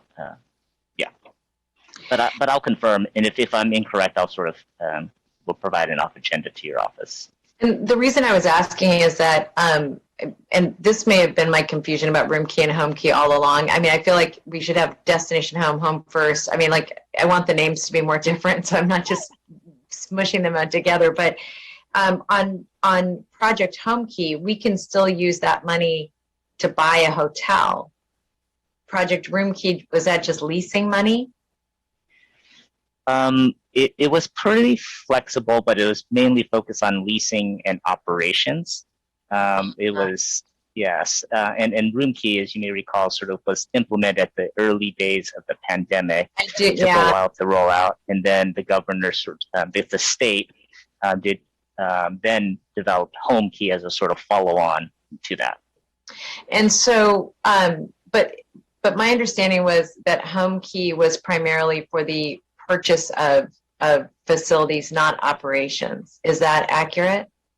It is, yes, it is primarily acquisition, rehabilitation, construction, although some portions of it or some parts of it can be used for capitalized operating subsidies. Oh, that's interesting. I mean, over some specific period of time, or you just have to know it's one time? Is that kind of the wrap there? Yes, the capitalized operating subsidies are established over a specific period of time. It's maybe too much detail, but the Home Key projects require a minimum use period. And so the funding is, some of the funding is used then to help subsidize those operations over that period of time. Got it. That I appreciate that. That makes a little more sense. I think some of what I was reading, I might have been just getting the names all confused. And then just another question as it relates to what opportunities there are for the county as we're making these applications to the state key. I'm presuming that we are doing that in partnership with specific cities, or are we doing that primarily on our own accord as the potential owner, and then to do an RFP or RFQ for operations? Generally, we sort of do two things. One is we communicate and coordinate with a city for which a potential site is in, and sort of determine whether the county plus a nonprofit should be in the lead, or the city plus a nonprofit developer should be in the lead. Once sort of that's decided, then if it's decided that the county should be in the lead, then we will do it in conjunction with the nonprofit primarily. Although there can be times when a Home Key project, the county and the city and a city plus a nonprofit developer work together, and I think that happened on one of the first few projects that occurred. I think that was might have been the Mountain View one, if I'm not mistaken. And then Key, one more question for you relative to the tax credits, because frankly, I never get excited when they say tax credits because I feel like the process is so laborious that it's almost like I don't know, like a fake prize at the at the bottom of the Cracker Jacks. Do you have hope for that? I mean, it also seems frankly like a relatively small amount. I mean, relative to the tax credit pool, but is that something we think we're going to have any shot at accessing? Yes. I think the Office of Supportive Housing did report out recently that several of our projects were successful in their tax credit applications. The Tax Credit Allocation Committee has made some changes over the last 6 months or so that is more conducive to the cost of development in our area. So there have been some positive incremental changes. How this $500 million sort of plays out in sort of whether that's in the the 9% pool or the 4%, I'm not 100% sure. But we do, if the committee requires further information on that, we can sort of provide that. Yeah, thank you. I was just saying that for Danielle, that what I hope we're talking to our colleagues about is we're being advocates, is that we're advocating for flexibility. And what was intriguing to me is the emphasis on the interim housing, which I presume are the bridge housing type projects that the Casa Esperanza or Casitas Esperanza in front of our building would be, that money could be used for something like that. Am I accurate about that? Danielle, if it's okay, I think that the tax credits definitely. I'm sorry, I jumped around a little bit. I guess what I was thinking about is I'm presuming tax credits can only be used for permanent housing. What I'm curious about is, of the new money, it seemed like one of the things they were trying to help us do was buy buildings and more permanent supportive housing. But it seems like there's a shift now to more of the bridge housing, which interim housing. I know there's a ton of names for it, tiny houses, and so I was just wondering, of the money that was available last year and the money that's available this year, is a significant amount of it really focused on interim, and if so, how is that impacting our? If I'm accurate, Danielle, and I don't know because I'm only getting this from the newspaper. How does that impact what we would be applying for, Key, from your perspective, if, Danielle, that's accurate? So I can speak that $1.5 billion in the budget is proposed to be for mental health housing and for the tiny homes or some limited services and bridge housing. I would remind the committee that this is a proposal that the governor put forward that's still subject to review in the budget subcommittees and legislative agreement. And, what we have today could look very different by June 15th when the legislature approves the budget. Also sharing that the budget document is, I want to say it was 500, 700 pages. A lot of information, not a lot of detail. So as the proposals continue to be vetted and we learn more, we can share that information with the board offices. Got it. Go ahead, Keith. Yeah, and just to add to what Danielle was saying as an example, the $1.5 billion that would be added to what they call the Behavioral Health Capital Improvement Program or project,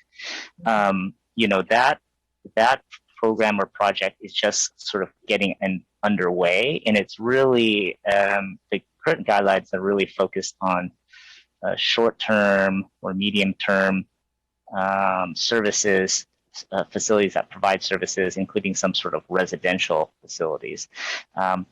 But that is just getting underway, so it's hard to say how this addition might add to it, or to what extent the guidelines may change as a result of input from the legislature and the local governments. In last year's funding, though, was there a bucket of resources for the bridge housing, or was it still mostly permanent? The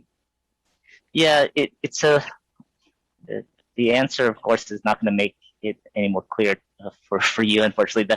The home key funding is significantly for permanent housing, although it can be used for interim as well.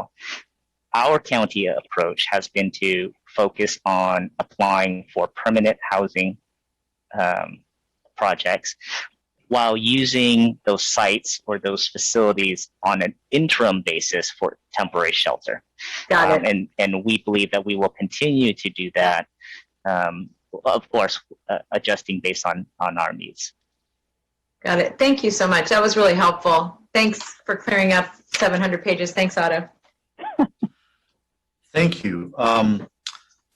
Just following up on the question with Key regarding the two areas, there's a $1.5 billion dedicated to the Behavioral Health Continuum Infrastructure Program that talks about tiny homes and other bridge housing, and that there's another $500 million for the encampment resolution grant for some type of a short or long-term rehousing strategies. To me, those two actually seem very much related. And I just want to make sure that we are availing ourselves to make sure that we don't miss those opportunities for applying for those type of state funding. As we have discussed this for many, many times or months now on the board, the selection for where, right, the land to put these projects in are the most difficult piece, whether it's based on NIMBYism or being too remote or wherever we're talking about. And I just want to make sure with these guidelines from the state that we are monitoring closely to make sure that we are going to tap into this. As you recall, we approved a $40 million project proposal for up to 16 sites to do containerized housing unit, right? So it would sound like that type of a project, this could become another area of potential funding as well. And would applying for these funds not allow you to get home key funds, or can you get from different parts from the states? So those are some of the questions I have. I'm not sure you have the answers right now, but I certainly would like to make sure that we avail ourselves all the knowledge to apply for them when they become available. Supervisor Lee, I can affirm that we are monitoring and reviewing all of the new programs that the state makes available. And we apply for them and integrate them into our strategies based on our plan and sort of board direction. So the specific funding sources are still proposals, but we will be keeping an eye on them, of course. Right. Otto, Yes. can I ask, just to, because I think you raised a really interesting point.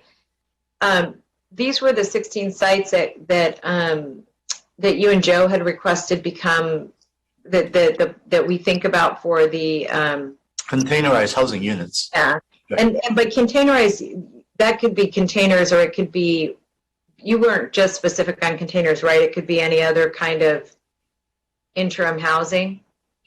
Yeah, I think the purpose of that whole proposal is to find the land and try to get the funding to make that work. The reason why the term containerized housing was being used is A, they're modular, and two, is they're actually stackable.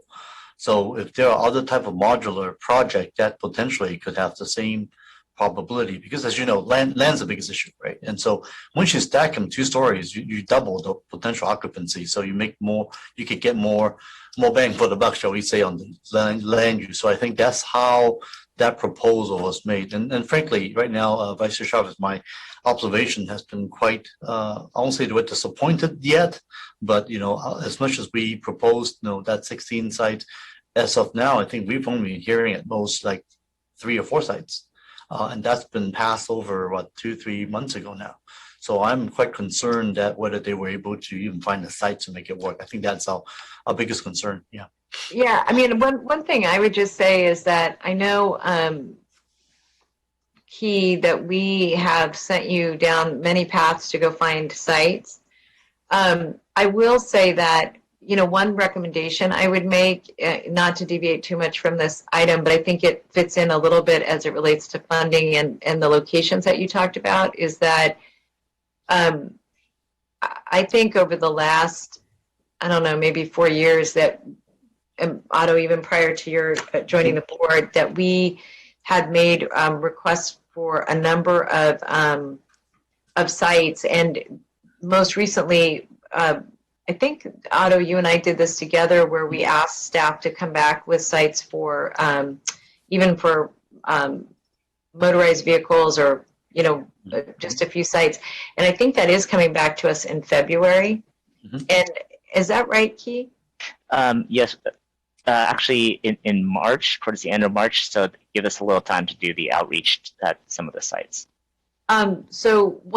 So I think we see a little bit of light on the horizon, Otto. And one thing, Key, that I would recommend that may be of value is that there was a previous referral to look at some very specific owned county sites as well. And I might just recommend that you all think about putting that all together in one location, like one map. And I'll find the other referral, because when you looked up, I thought, when is that? But it was a while back. And in part, I'll say to Supervisor Lee that there are some bridge housing models that have been that I've seen, in addition to the containerized housing, that may actually be even more cost effective, and depending on the location may fit the type of location more robustly than others. And so I just would say that if we can keep ourselves flexible on the type of product and focus on sites plus product type, in that order might be beneficial to the board. But anyway, thanks, Key. That was really, and I'm sorry, Otto, you just reminded me that hadn't come back yet. Thank you. No worries. Thank you. Let's see. I think, let me ask, have we opened up to the public hearing yet? Yes. Okay. All right. So that's been closed. Pardon me? Did we already hear from the public? We did. We heard from Mr. Soto and Mr. Irvish. Thank you. Thank you. It says we have a lot of comments today on this one. Okay, good. This is certainly a huge item that is huge interest for us. Looking forward to help solve this very, very urgent unhoused problem that we have in our county. If no further questions, I would ask Supervisor Chavez for a motion. So moved. Okay, motion to accept the report, and I accept that. Second it, and please take the vote. Vice Chairperson Chavez. Yes. And Chairperson Lee. Yes, as well. And the report has now been received. And let's move over to the next item, which will be item number 8, which is a report from the Office of County Executive relating to communication and operations issues for administrative booking, food services, warehouse, and laundry under the purview of the Chief of Corrections. And I believe to present this, we have on behalf of the County Executive's Office is Key Lee, correct? Yes, thank you very much, Supervisor. Oh, I'm sorry, Martha Lipinski. Sorry about that, Martha. This is Martha. No worries. This is Martha Lipinski on behalf of County Executive Jeff Smith. I'm going to make a few brief comments. At the September 28th board meeting, you, Supervisor Lee, requested a work plan and timeline to address any issues between the Sheriff's Office and the Chief of Correction related to the units under the Chief's purview. As a reminder, those are administrative booking, food services, warehouse, and laundry. So at the time, we reported that Sheriff Smith and the County Executive met to discuss the communication for these 4 units. They did agree that those meetings allow for operational issues to be worked out in a more timely manner and also serve to maintain a more consistent level of communication. So the ongoing idea is for the Sheriff and County Executive to continue to meet regularly and work together on the operational issues. It also bears mentioning that since the last report in December of 2021, an MOU was signed between the County Executive, the Chief of Correction, and the Sheriff about the implementation of specific remedial plan related items, specifically the implementation of revised use of force policies, assistance of mental health staff and de-escalation, provision of care for individuals in the jail's acute psychiatric unit, and improving facility cleanliness. So those are my brief comments. With that, I'll go ahead and take questions. Thank you, Ms. Rapinski. Let's see, do we have any member of public who would like to speak on this item? We currently have one request. Okay, please proceed for 2 minutes. First speaker is Paul Soto. You'll have 2 minutes to speak. The timer will start when you begin speaking. Yes, Paul Soto from the Horseshoe. That report was kind of brief. I was hoping for a little bit more information so that I can be informed about what it is that what your perspective is, but didn't get it. I'm asking for a formal request to be referred to Attorney General Bonta. There is no one in this county, absolutely no one in this county, that comes to these meetings and that has 38 years of experience in that jail, in Elmwood and the county jail, both north and south. I've been taken on an elevator ride. We all know what that is. If you don't, you need to get educated about what an elevator ride is. Okay, the Kevlar gloves they were wearing that Lori Smith was okay with. We need to talk about that, and we need to normalize that kind of language. Not be afraid of it. Not be afraid of lawsuits. Not be afraid, oh, how's that going to make me look? And no. We want the truth, because when I was taken into that courtroom, I was blasted and I didn't have a word to say. I couldn't say nothing. I stood there because I was poor, and they shut you up in court. If you want to say anything in your own defense, they don't allow it. They don't allow it. No one here knows what that's like. I do, because I experienced it. Why? Because I had a drug habit. So I was using cocaine that was being brought in by which Gary Webb, the reporter for the San Jose Mercury News, he's the one that broke that story, that the CIA through Oliver North was bringing dope to the United States. Come on, man. So we need to talk about this. You know what I want to do? I want to thank the people that did my laundry while I was over there in jail. There are people that work hard and they coordinate everything, the food, everything. I want to thank them, because they do what it is that they have to do to maintain at least clean clothes and make sure that we're fed. So I want to extend myself and my gratitude to the workers that do that. Thank you. That concludes our request to speak. Thank you. We'll close the public comment period. Supervisor Travis, do you have any questions on this item? I know this was your referral, Otto, so I'll defer to you. All right, thank you. On this specific item, we asked for this back in September to get a work plan and timeline to address the issues relating to admin booking, food services, warehouse, and laundry. So the good news we have is now that in December, a memorandum of understanding, MOU, has now been completed by the county exec's office, the chief of correction, and also the sheriff has been signed. Now, it has certain remedial plan and aspects being prioritized relating to healthcare, right? That's great. And other revised use of force policies that might be addressed for de-escalation of mental health issues and provision of care. So my question here is, are we going to get some type of a more detailed timeline on implementation of these specific issues? Supervisor, this is Martha. I can certainly check back into the county executive and get back to you either on or off agenda. Yes, I think it's important to see exactly the timeline of how these things are being implemented. MOU is great that we signed, but it's only a piece of paper until it gets happening and implemented. So really appreciate if you could go back on this one. Thank you. Yes, Supervisor Chavez, do you have any questions on it otherwise? The only thing I wanted to ask, and I realize that Dr. Smith is not here, but I think we should agendize whether or not we want to actually hire a corrections director instead of having it be Dr. Smith. I know he's got 42 hats, and so perhaps Supervisor Lee, that we could agendize that for a future discussion. I'll leave that at your discretion. Yes, I completely agree, Vice Chair Chavez.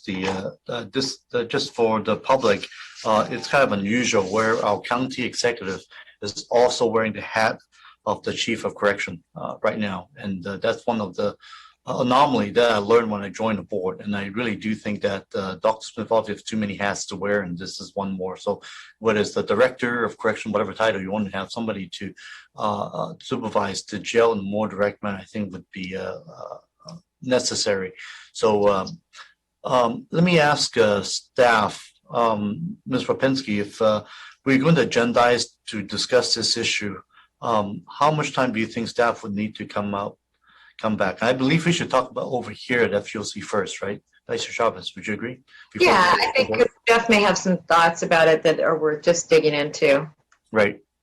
Do you think we'll be ready by April?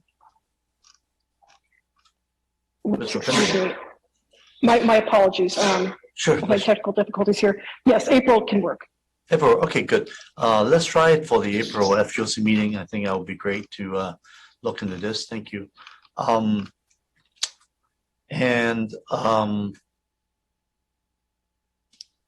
me see. Let me get back to where it's at. Okay, so yeah, if we could look at the timeline when the timeline is ready, that would be great. And I'll add that. So let's say, why don't we take a motion from the, if I might have a motion, so Supervisor Chavez, we can incorporating all the comments we just made earlier. So moved. Now second it. If no further comments, we're just going to take a vote. Vice Chairperson Chavez. Yes. Chairperson Lee. Yes, as well. Thank you. The report's been received with the directions given. Right, now moving to next item, which will be item number 9. Report from the Office of County Executive and Facilities and Fleet Department relating to the status of Fairgrounds master planning process. I believe we have Mr. Glenn Williams to present this today. It is Mr. Glenn Williams, Asset Development Manager for the County of Santa Clara. This is the standard report that the committee has requested be presented each month as to the status of master planning at the county fairgrounds. As the board is well aware, we have 2 active proposals that have been under consideration, one of which is by the San Jose Earthquakes to utilize the southernmost portion of the fairgrounds land for a combination of practice facilities and public soccer fields. And then we have a proposal from American Cricket Enterprises to occupy the 12 acres on the north parcel of the county fairgrounds to develop a international quality professional cricket stadium. I can report to FGOC what you already know, which is that at the last board meeting, the board did in fact approve an exclusive negotiating agreement with American Cricket, and that provides for a 12-month period for us to go through all of the due diligence items that are necessary and to finalize various kinds of proposal economics and be able to report back to the board at the earliest possible time for whether there is a recommendation to move forward with the proposal that American Cricket has. Publicly, I think that the Public Information Office sent out an announcement earlier this week, and of course there's been a lot of interest expressed regarding the development of that property. I'm happy to answer any questions we have. The status on the San Jose earthquake proposal is that County Council is currently developing a similar document, an exclusive negotiating agreement for that discussion. And we will anticipate then upon a period of time when we can get an agreement from San Jose Earthquakes with that, that we'll bring that forward for board approval as well. And then I'm happy to answer any questions. Thank you. I see Mr. Abe Andrade is there as well. Do you have any additional comments you would like to add?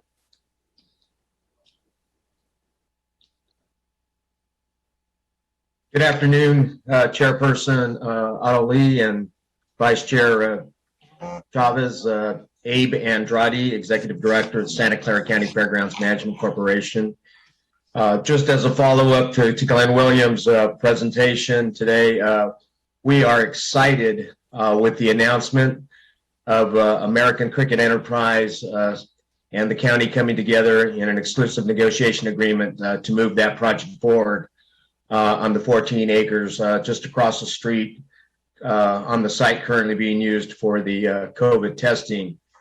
I do want to say that we have a number of other, as mentioned, a number of other proposed developments on the fairgrounds property that we hope to be bringing forward soon, in addition to commencing our events operations once again once the COVID activities lighten up or get minimized on the fairgrounds. We do have, as I mentioned before, the concern of a proposed contract or agreement, entering into an agreement with Cirque du Soleil, who is looking to bring the entertainment to the community in the July-August timeframe, and we look forward to working with county staff to see how we can make that happen in the July, August, September timeframe. One other thing I just want to point out that just a concern to Santa Clara County Fairgrounds Management Corporation is that we do have, at this point, we have approximately $2 million in invoices that have been forwarded to the county for payment that we have not received payment for, and we look to work closely with whomever the designated county person is to get those invoices that date back to the May-July timeframe through the month of December that have not been paid at this time. And that concludes my comments. Thank you, Mr. Grady. Yeah, Vice Chair Chavez, do you have any questions on this item and comments? I do, but I see we have a couple of public speakers. Okay, we could do that first. All right, let's go ahead and open up the public comments, and then we'll go to questions later. How many speakers do we have? Currently 2 requests, Mr. Chair. Okay, great. Let's go ahead and open it up. Our first speaker is Paul Soto. I'm unmuting you. You'll have 2 minutes to speak. Timer will start when you begin speaking. Paul Soto from the Horseshoe. Mr. Andrade and Mr. Williams, absolutely not. N-O, capital letters. Okay, this is the reason you guys, I want to know how long you've been in negotiations for this. That's number one. How long? Because the homeless have not been able to find a space there, and you're the reason. So I want to know when these negotiations started. That's number one. And I demand it. I'm not asking. I'm demanding it. Number two is the fact that how many people know how to play cricket? How many people in this, you know what cricket is? It's a colonizer's sport, because cricket went from England to India. And then India is the reason. There's an Indian influence here. I could smell it. There's an Indian influence that wants to establish that there. So I want them to come here to this meeting and put that on record. But cricket, are you serious? I want to know right now how many people know the scoring on cricket. How many people know how to score a cricket? How many people? How many players does it take on a cricket team? Come on, man. Can you name the positions on a cricket team? What kind of equipment do you need for cricket? You ask 100 people in Sonhole, you're going to have 100 quizzical looks on their face. That's what you're going to have. Absolutely not. That place is a part of my childhood, man. The Santa Clara County Fairgrounds back in the 70s, 80s, and 90s, that place was popping, man.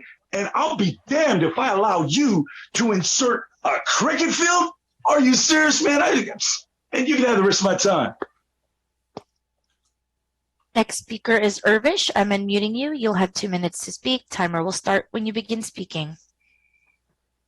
Thank you very much. I again wanted to thank Board of Supervisor and emphasize on the development of the parks and recreational and the land use. It is important to note here that within the county of Santa Clara there are various open preserve parks as well as natural recreational areas are out there. However, what would be more important to consider is that how many entertainment or recreational centers are there. having an entertainment cinema is different. Having a recreational sports center is different. We do see an example of that of the city of San Jose building a hockey stadium near the Coleman Avenue. However, we really wanted to also identify that there has been an RFP plan that has been ongoing for a fairgrounds property since 2016. And as the asset has been standing there, it is very important to develop a county with the different recreational entities. Recreational entities like a Leo Magnus Park in Los Angeles, like Opera House Park in Los Angeles, like a drive-in theater in Los Angeles. There are so many things to develop as a part of a county recreational program within the county of Santa Clara and utilize the land for the recreational activities. It is equally too important about the mention of a cricket. The USA cricket team is within the Los Altos, within the International Cricket Association. Standing committee is within the Los Altos, within the county of Santa Clara. The ICC is the biggest organization, the biggest funding resource for the cricket all over the worldwide globally. So it wouldn't be bad to say that if the cricket ground is to be developed in the county of Santa Clara as well. Thank you very much. That concludes the request to speak. Thank you. I'll go ahead and go ask Supervisor Chavez for your comments. Yeah, thank you very much. Just a couple things. I do want to ask whoever is here representing Dr. Smith about both the invoices and Cirque du Soleil, and then I have one other question. Okay, Key. So can you talk just a little bit about the invoices and when the Fair Management Corporation will receive the repayment of those invoices? Unless Glenn has additional information on that, what's supervisor, I'd have to sort of come back to the FGOC with an off-agenda report. So what I would like to request is that we get a response to that by mid next week about the timeline that those resources will be available. And then second, who is the Cirque du Soleil, who's the lead person? Because at our last meeting, I actually made a request that we have a lead person who's responsible for landing the plane on Cirque du Soleil, because I'd really like not to lose them, because I understand this could be the beginning of a 10-year contract with them. If that's not Mr. Williams, then I'll have to get back to you on that one as well. Perhaps we can get that information just emailed to us like later today, or when you. That would be great. And then the other thing that Supervisor Lee that I would like to agendize is that for our next report out at FGOC, I'd like to have make a formal request that we have a conversation with Don Rocha and the Parks Department and County Council about the parkland, like what very specifically, what actions would we need to take to have Park Charter Fund be able to invest in the fairgrounds. Just as a reminder to my colleagues that part of the reason I'm asking that is that this is an issue that we've kicked around and I've asked a number of times, and I realized that I'd not done it in the form of a motion, which I'll make now.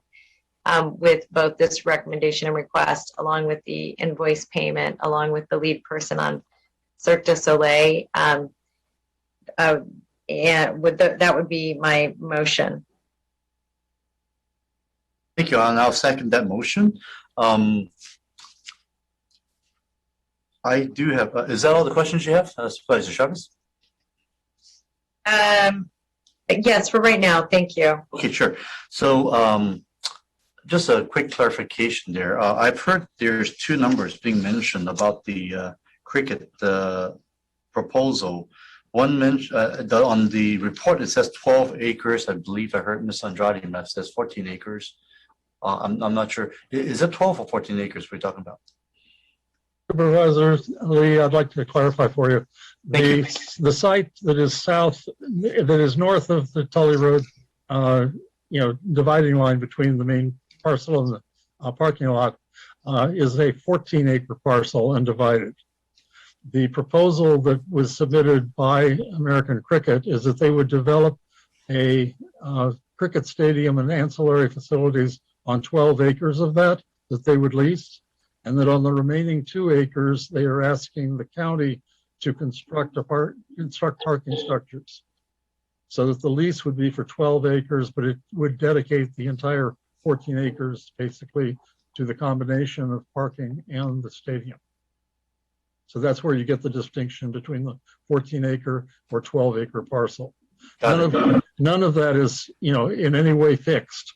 Part of the process of going forward for due diligence is the actual design of how that would actually work, whether it would be 12 acres or whether it would be 11 acres or however that would work. Also, the most significant issue, of course, is the parking and whether you can justify the costs of constructing parking off of parking revenues, and then who is responsible for building it and who's responsible for paying it and who manages and operates it.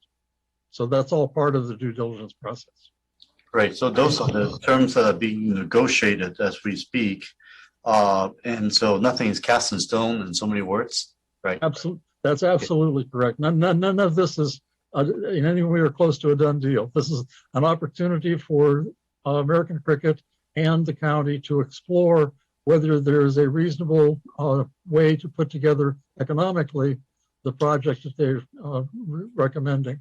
Obviously, I think you all know that cricket is actually the second most popular sport in the world, behind what we call soccer, or so what they call what everybody else call football, right? Exactly.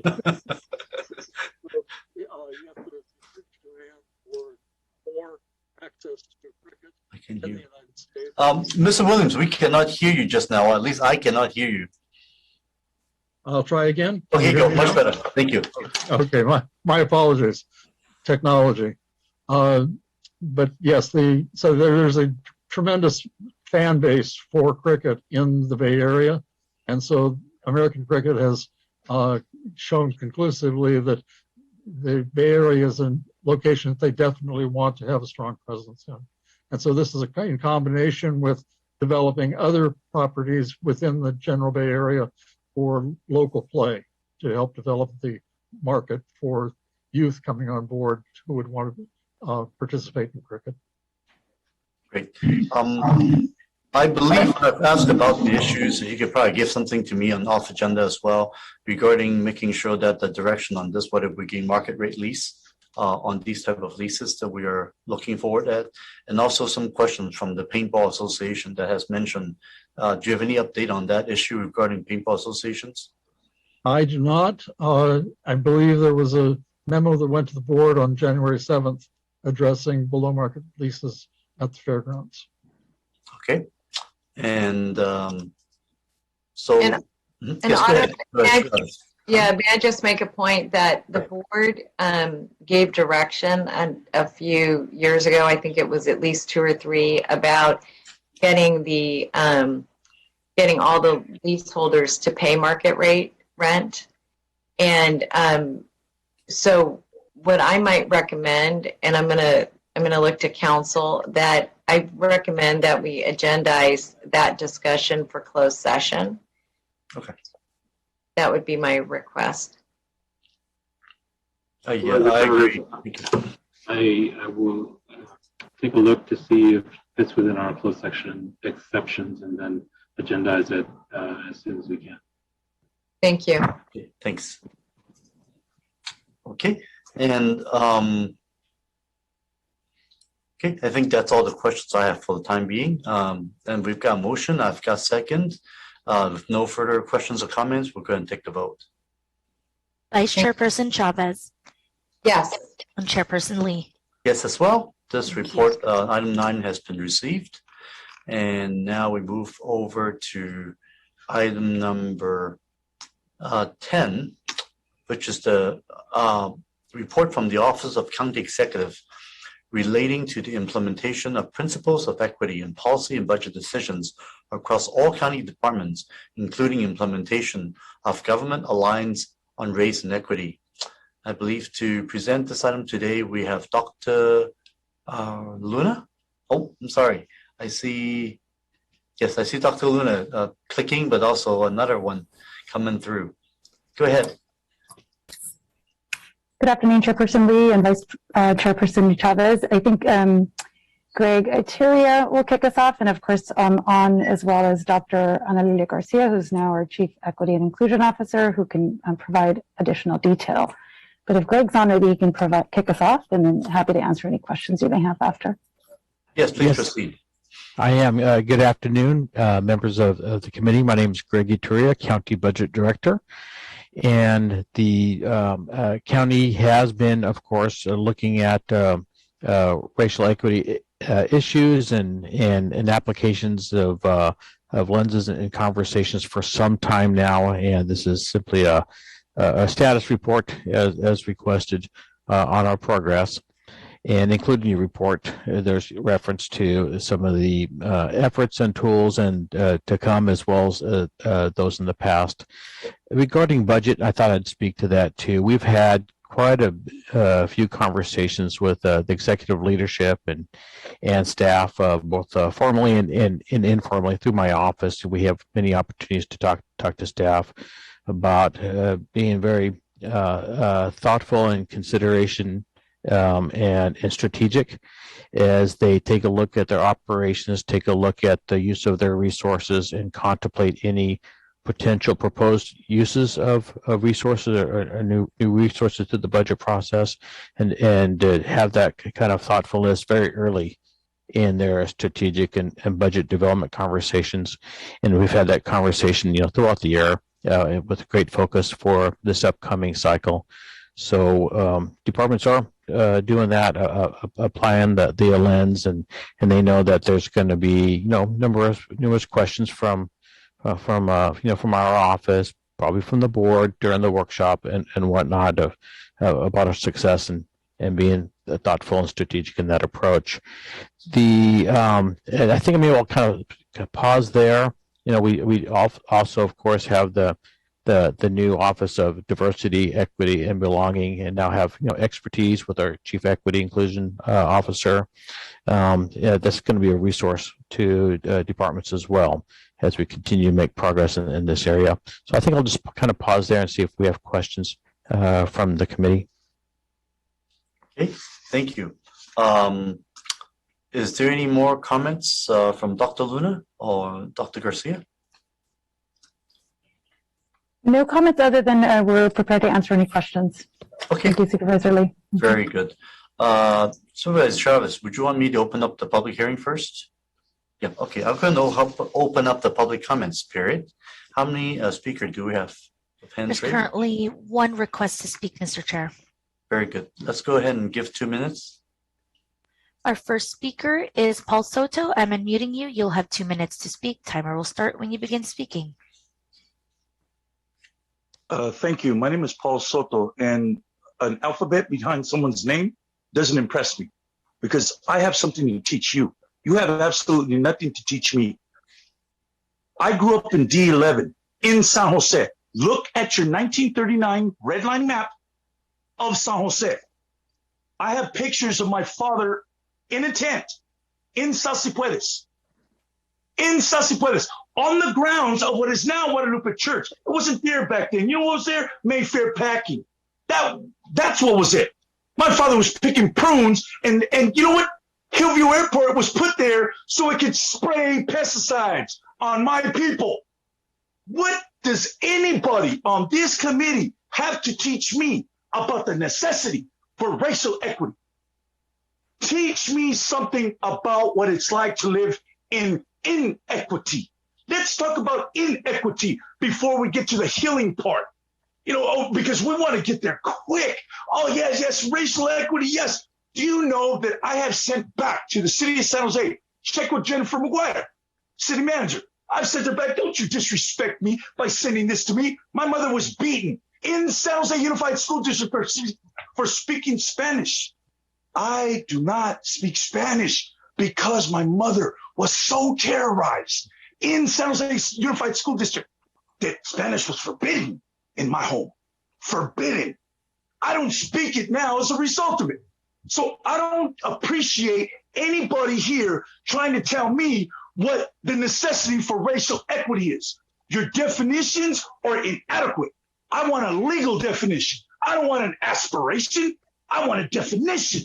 And you owe me that. You owe me that.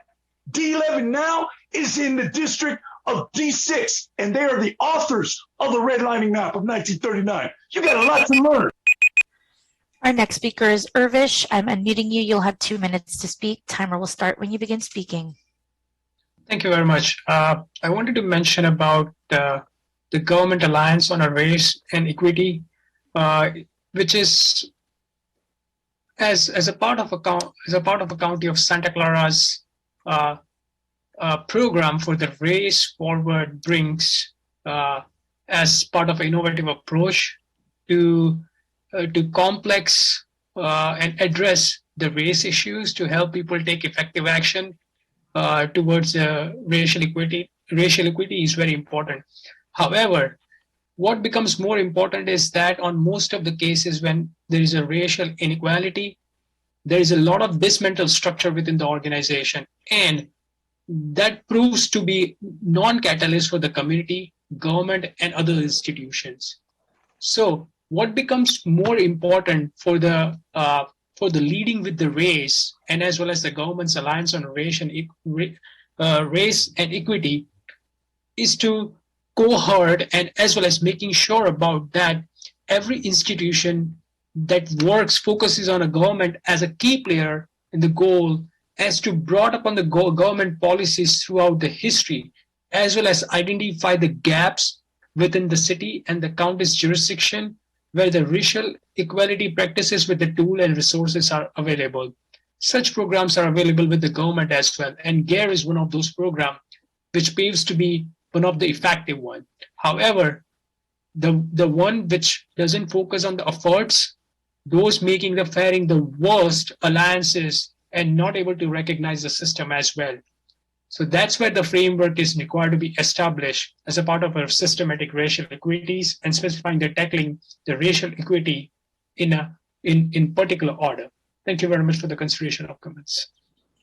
That concludes our request to speak, Mr. Chair. Thank you. Supervisor Chavez, do you have any questions? I just had a quick comment, and that is that that I would like very much to get a work plan back to the board, to this committee no later than April. Okay, that's perfect. Yep. And thank you. And first of all, I want to say thank you, Dr. Luna, Greg, and also Dr. Garcia as well for this very comprehensive report coming back. The convening of the executive leaders that featured an in-depth overview of the structural racism and how to build a racial equity framework was 1.5 years ago.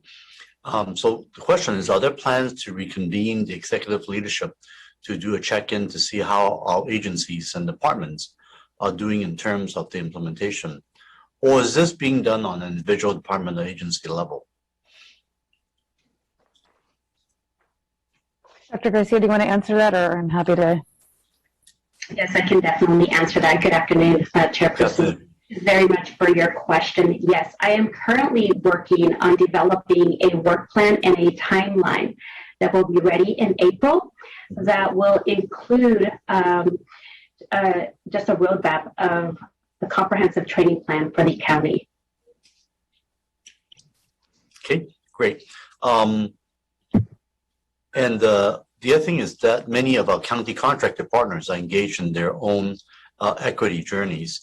The staff report notes that the Office of Diversity, Equity, and Belongings will, quote, bridge the county's commitment and promise to strengthen county and department programs, services, and policies to address equity, end quote. Since many of our contractor partners deliver services, can you speak a little bit more about the office's planned community engagement efforts, including, say, technical assistance that will be provided to the contractors?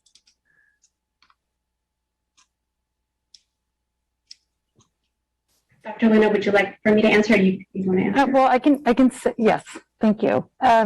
we definitely have that in the plan. Our hope is to first start with our own internal departments so that they can then provide the technical assistance needed to onboard our partners and contractors to the tools and the set of sort of resources that we hope everyone will use, including our partners, to extend the reach of behaving and acting and thinking differently about how we provide the services and what services we provide that is responsive to a community need.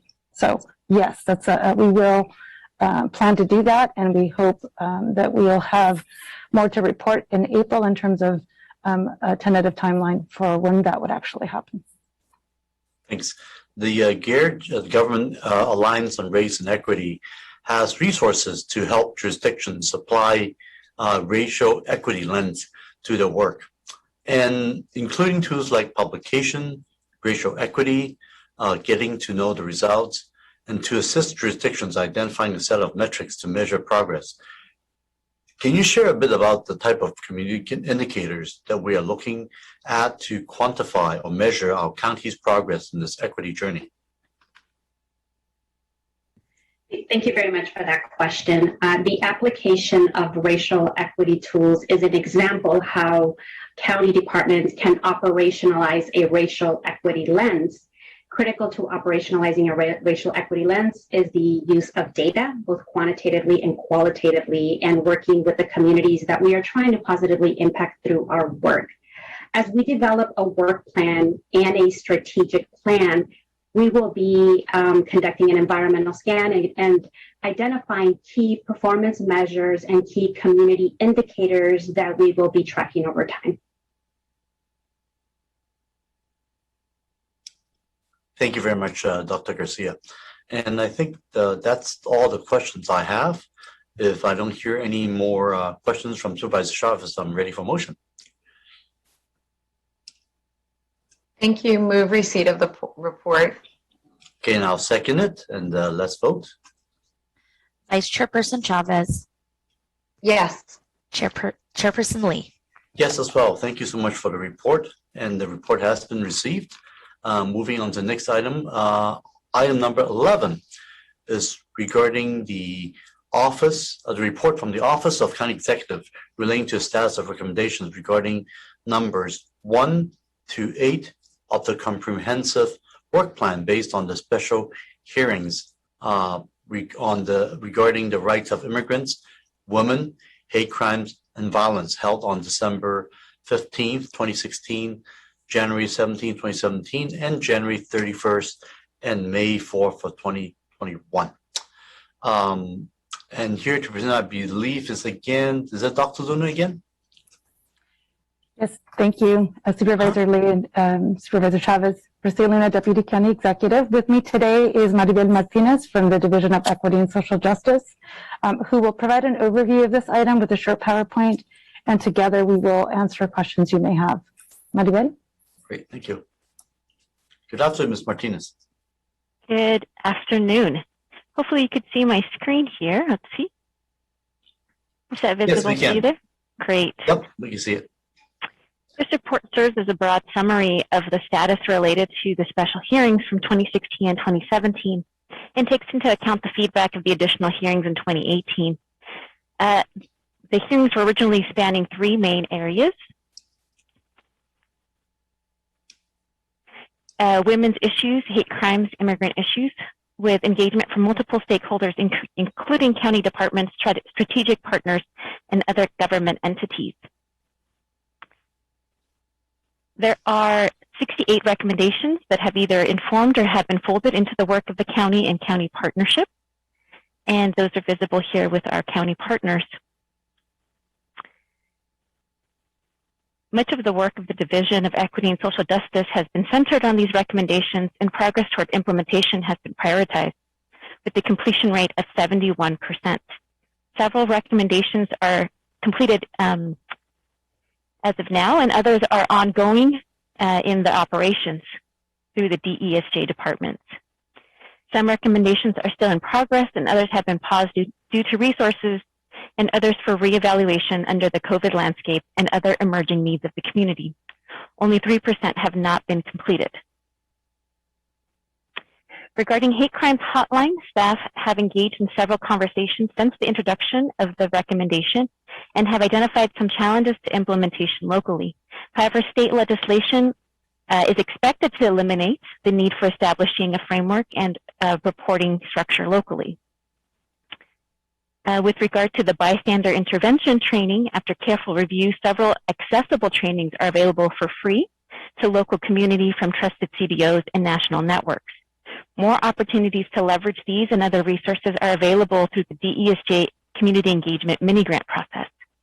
And lastly, regarding the public relations campaign to address hate and violence, staff recommends the expansion of the successful We All Play a Role campaign that was launched by Public Health, and to add to it the messaging related to current language around anti-hate and inclusion.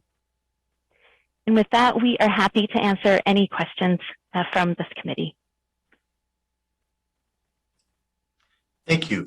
And let me see. I'll go ahead and open up the public comments period and see how many in the public would like to speak right now. Currently 2 requests, Mr. Chair. Great. I'll go ahead and open up. 2 minutes speak, please. First speaker is Paul Soto. You'll have 2 minutes to speak. Timer will start when you begin speaking. Yes, thank you, Paul Soto from the Horseshoe. You know why I can speak so freely as I do? Because I don't have a nonprofit behind me. Ain't no nonprofit paying me $1.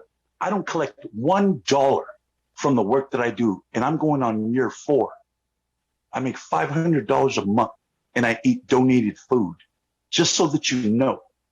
Secondly, Maribel Hernandez, I reported to you that I was attacked by 2 lesbian women who thought that I was imposing on them while they were having rough sex in a doorway. I didn't get that kind of respect. But if somebody attacked someone that was gay, oh my God, it would be a freaking national freaking issue. But when I reported to you that I was attacked by 2 lesbian women, nothing. I reported it to Gabrielle, nothing. So you want to talk about equity? And with women, what about men? What about men that are attacked by lesbian women? Check your emails, girl. You'll remember me. Secondly, Councilwoman Arenas and Councilwoman Esparza reported last week in a meeting that the people that are most victimized by hate crimes are Blacks. The second population that is most victimized by hate crimes is not Asians. It's not Asians. It's Mexicans. You guys call them Latinos. You guys call them whatever you want. Persons of color. Do you know how disrespectful it is to reference a Chicano by a person of color? If white supremacy is based on color, then why would you base me on color? I'm a Chicano, and I demand that I be referenced as such. This is the facts. I demand that you check them against what I'm telling you here. Councilwoman Arenas and Councilwoman Esparza. We do have one more hand raised. Our next speaker is Irvish. You'll have 2 minutes to speak. Timer will start when you begin speaking. Thank you very much to Board of Supervisors. What we are foreseeing as a part of this particular agenda item is a list of issues: hate crimes, human trafficking, immigrants. All the causes are related to, with respect to the issues, is with the human rights violation. If we put it in a one perspective only, all the issues are deprived with a single entity, which is a sustainability development. When there is less of a sustainable development within the county, what we are narratives with is a human right violation issue that includes immigrants, women, hate crimes, property, money, child abuse, child allegations, many things. In order to address those, there are communities with the low income, there are communities with the mid income, and there are communities with the high income. If we particularly look at this issue, we will be able to see this issue at a particular level within the community only. And looking at the progress now with ongoing Afghanistan repatriation, California wildfire, homelessness, affordable housing unit, drug and narcotics, COVID-19 situation, we see a lot many issues are coming up. So it is very important that these issues are required to be matrix, and what is a specific cost factor that is being assigned and a funding being assigned being spent on that. Because addressing the human rights violation issue is one of the biggest topic with the United Nations Security Council. And it is equally important that this topic be included in the Sustainable Development Goals. So the metrics and the progress, other than that, there's a cost factor, funding and budgeting will also require to be metrics. Thank you. That concludes our request to speak. Thank you. Go ahead and close the public comments. Supervisor Chavez, do you have any questions or comments on this item? Yes, thank you. I just have a few. One, on the previous item, in some ways these are a little bit aligned. They really reach back to work that we started doing a pretty long time ago, actually. I'm looking at a memorandum from Dave and I in March of 2017, and another memorandum. I can't remember if this was, well, anyway, long time back. And I wanted to say, really, to thank you to the staff, because these hearings that occurred in 16 and that we looked at in 2017, in many respects have laid the groundwork for how we're approaching a number of issues. With regards to the updates provided on the women's issues, I'd like to highlight that a lot of the work that's gained momentum is really expanding through the subsequent gender-based violence special hearings.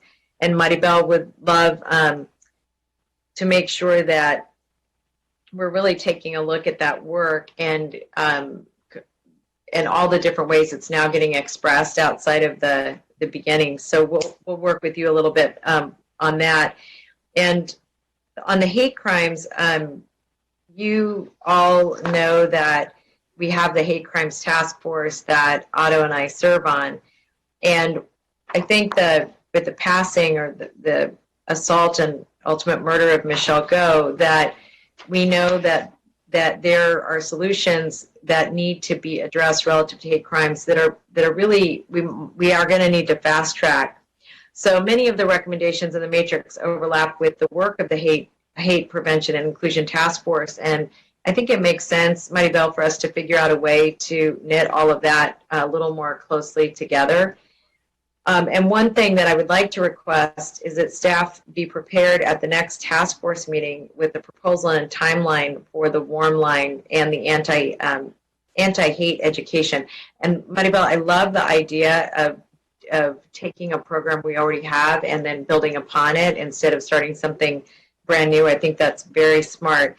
And while I understand there's state legislation for funds to assist local jurisdictions to establish the warm lines, I just want to say I think this is the right time. We should move forward, and it would be great if the state pays for it, but if it doesn't, we know this is something that we definitely need to jump on top of. I also, Maribel, I just wanted to say I really appreciated the layout, the way you're looking at this, because it's so easy for the community to follow, and I think we want to be true to all of those folks who've been working with us through all these different committees over the history of the body of work. And I'm not sure, perhaps you could help me just understand a little bit about the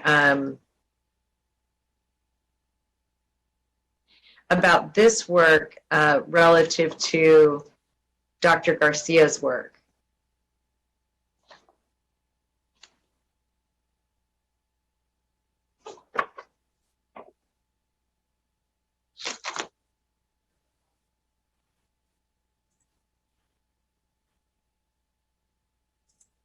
Maribel, do you want to?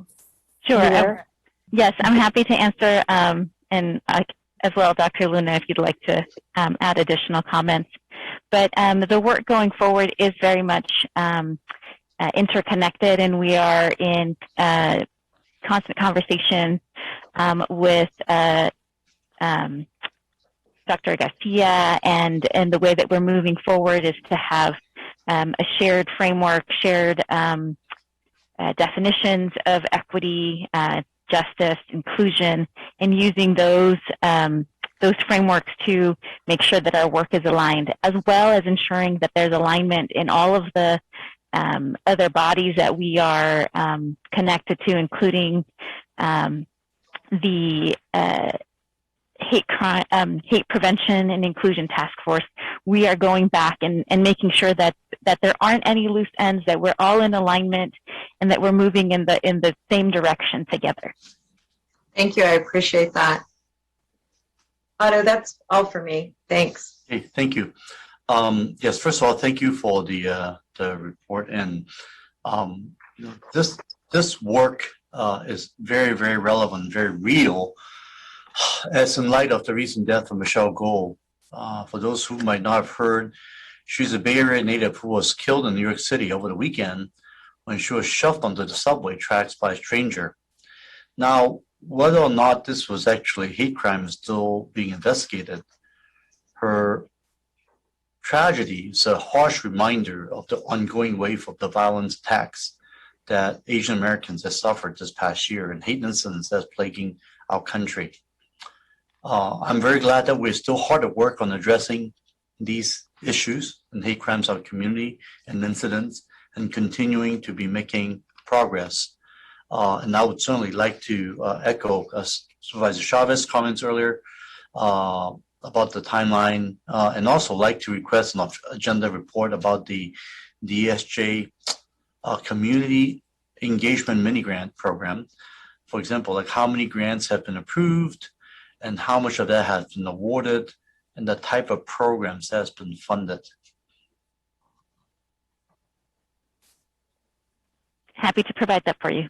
Great, thank you very much. Again, these are some of the measures that this board has taken previously to try to address some of these issues. And I certainly applaud our staff for your quick work of making these grants available so our community-based organizations and could be able to be out there helping our community directly. Do you have any more questions and comments, Supervisor Chavez? No. Okay. All right. And let's see if you have a motion to accept the report. So moved. Okay. Now second it. And please take a vote. Vice Chairperson Chavez. Yes. Chairperson Lee. Yes, as well. The report has been received, and that we are moving to the last item, which is being pulled off consent, which is item number 14, receiving the management audit of the IHSS in-house supportive service programs. And to present this item, I believe, who do we have today? Sorry. Cheryl Sola from the Management Audit Division. Great, Ms. Sola. Thank you very much. Are you able to see me? Let's see. Yes. Okay, thank you. I can't see it on my screen. So I'll just begin with a very brief overview, and then we can turn to your questions or however you would like to structure this. So this audit the data in this audit is pre-pandemic. So I think that's pretty important to point out because things undoubtedly have changed. But the audit identified 5 findings around wait times and abandoned calls at the IHSS call center, the sufficiency of staffing or lack thereof, particularly as the organization, as more clientele are going to come on board over time as people age and need these services more.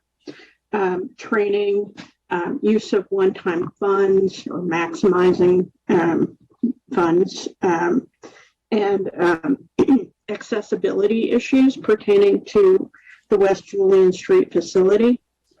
So, and within that framework, we had 16 recommendations. They were partially agreed or fully agreed to by the responding departments, which is IHSS and TSS, with 2 exceptions. Excuse me. Recommendation 2.2, the department disagreed with that recommendation and 4.1, and we can go through that, or I will await your direction as to how to approach the discussion. Sure. I think the director, actually, I was going to open up this question if Supervisor Chavez. I was hoping to hear the items as follows. Since the audit report was conducted back in August 2020 in discussion with administration, we know that a few items have already taken new directions or have some new information to provide, as Cheryl has just mentioned. So what I would like to do is to request that the administration provide an off-agenda memo with updates to all the recommendations except 1.1, 1.3, and 5.4, and that we've only discussed only the 4 that we are calling out. Would this work? There's 3 that we've called out. Would this work for you, Supervisor Chavez? Yes. Okay, thank you. Okay, so the question I have is as follows. On 1.1, the audit recommend that the submitting a budget request for 3 additional client service technician positions to answer approximately 74% of the calls not being answered. And the question I have is as follows. How much time are the CSTs dedicated to answering the calls, or do we currently have a backlog? And if we don't have a backlog, then do we need a 3rd CST?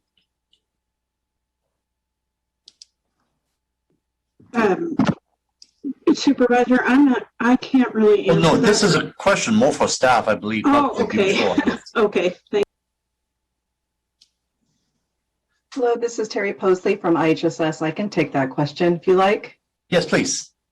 Thank you. So, yes, so for fiscal year 21, we did hire another client services technician, and that did help with the volume of the phone calls as well as the lobby visits. And so while there is not a backlog at the moment, the average call right now takes about 7 minutes long. Sometimes in order to speak to somebody, the wait is as long as 40 minutes, and that's because the caller is asking to speak to somebody in a language outside of English. I hope that answers your question.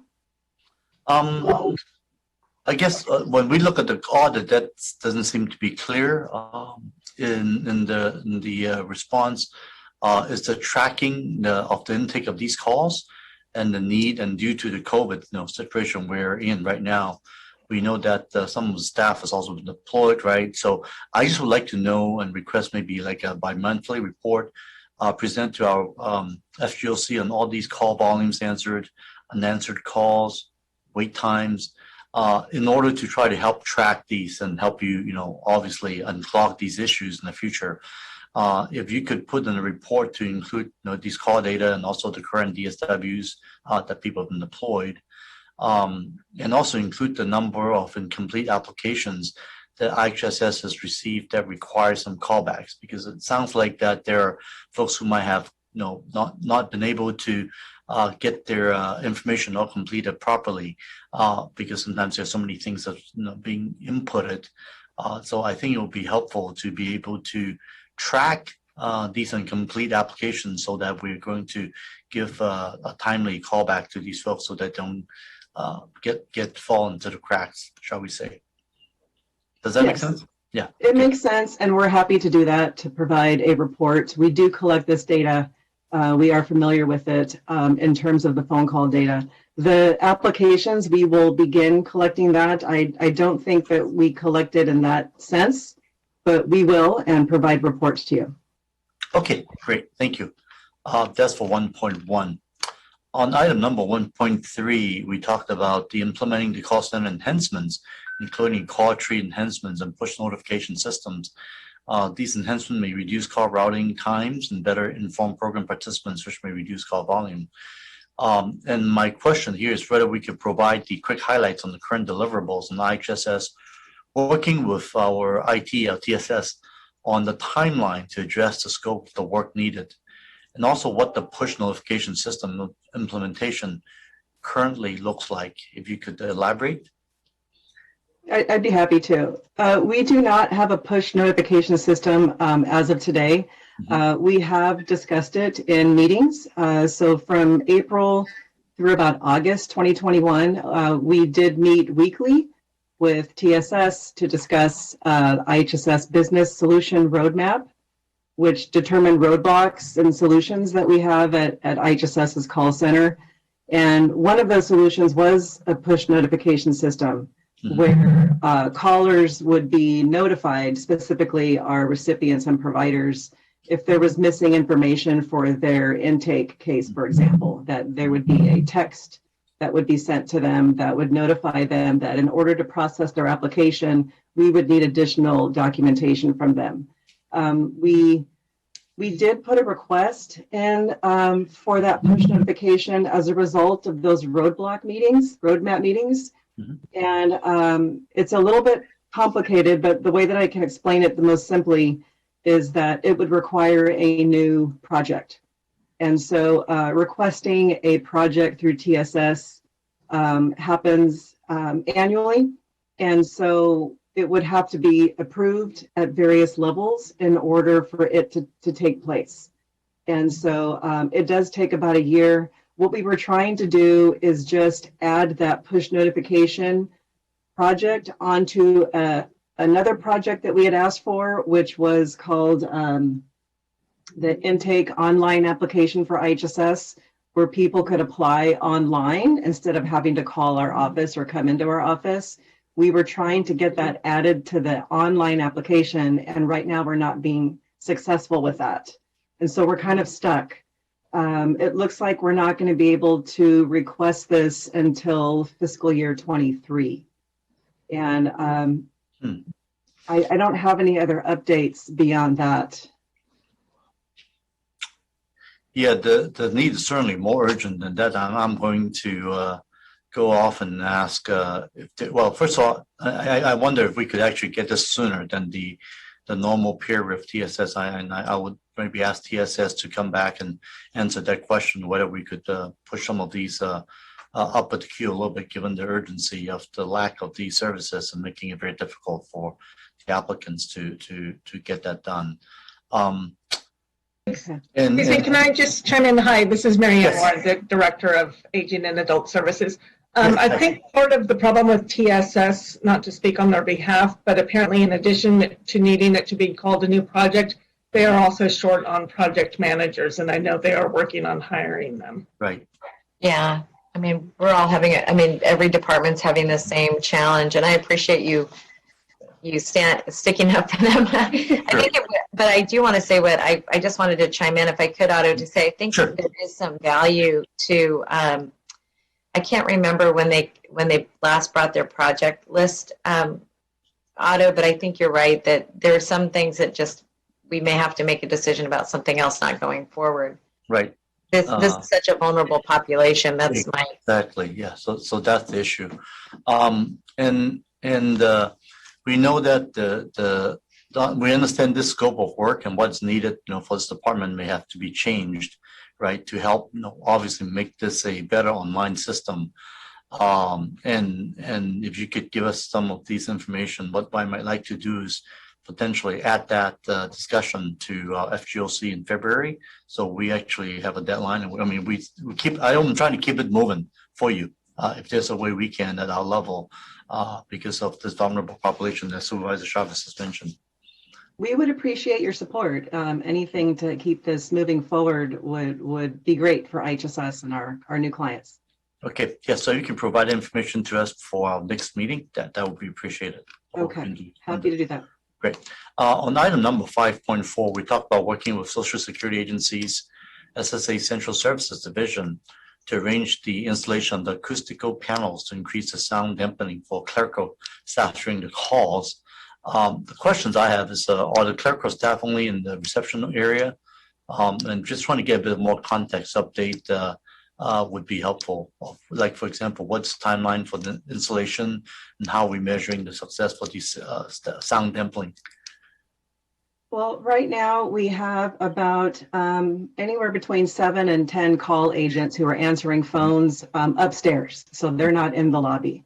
Okay. And that depends on how many of them are activated as DSWs. But pre-pandemic, we would have as many as 4 staff in the lobby windows. Now that we're post-pandemic, we have anywhere between 1 or 2, and that seems to be enough right now. But our lobby does have beautiful vaulted ceilings, which create a lot of echo, and really the panels were just to reduce noise from the area between receptionists, not the public. Mm-hmm. And the way that I understand it is that requests were sent out to vendors, that there was some work being done to analyze what was needed for our staff to install those acoustic panels, and right now it's in progress. Okay, so I want to ask the administration to just revisit this issue and come back to us, say, in 6 months, and just give an update of what could be done. Hopefully by then it's implemented. That works? Yes. Okay, great. All right, and that's all the questions I have. And if there's no more questions from Vice Chair Chavez, do I have a motion? So moved. Okay. Now we'll go ahead and second the motion to accept the auditor's report with the recommendations we mentioned earlier. And let's please take the vote. Mr. Chair, we do need to take public comment. Oh, of course we do. I am so sorry. Yes. Do we have anybody in the public who would like to speak on this issue? We currently have one request. On IHSS. Go ahead, please. 2 minutes. Next speaker is Paul Soto. You'll have 2 minutes to speak. Timer will start when you begin speaking. Paul Soto from the Horseshoe. Supervisor Lee, how could you forget me? I know I'm easy to forget. I know that. People want to forget me. We'll never forget you. Don't worry. Go ahead, Paul. Okay, first of all, to anybody that works in this department, the ones that head it and the workers that are online taking care of our seniors, taking care of our veterans, taking care of the mentally ill, people that cannot do for themselves without this vital service. I want to extend as a citizen of this community, thank you. Thank you. You are underpaid. You are overworked. You are underappreciated. And I, as a citizen, acknowledge you because you have taken care of some of my elders. Okay, and I watch what you do. I watch the way you come in. I watch the way that, and you know what? You guys have never ever threatened strike. Why? Because you know that when you go to the house, you know who's going to be there sitting, waiting for you and depending on you. And this county needs to show appreciation for that more. They need to show and extend with the money. I don't care about the accolades and the awards. I want that with money. That's how we value anything. Everywhere the money goes, that's what we determine our values. And I think that this is one department and one piece of the puzzle of the social welfare and social care of our community that is underserved and underfunded. That's number one. Number two is that the audits are important because we need the equity lens. We need an equity definition that has a legal power, something that can be used to apply to every single one of these departments. Because when we lack that substance within the context of a racial equity definition, certain departments get neglected. And I would venture to say that this is one of them. Thank you. Next speaker is Irvish. You'll have 2 minutes to speak. Timer will start when you begin speaking. Thank you very much to Board of Supervisors. I again wanted to emphasize how the Department of Aging and Adult Services presence within the County of Santa Clara. On most occasions, when any Medicaid cost that gets increases, or there is any insurance cost that is being increases, you always look for the redetermination in terms of how the people with the aging and adult services is going to be helped.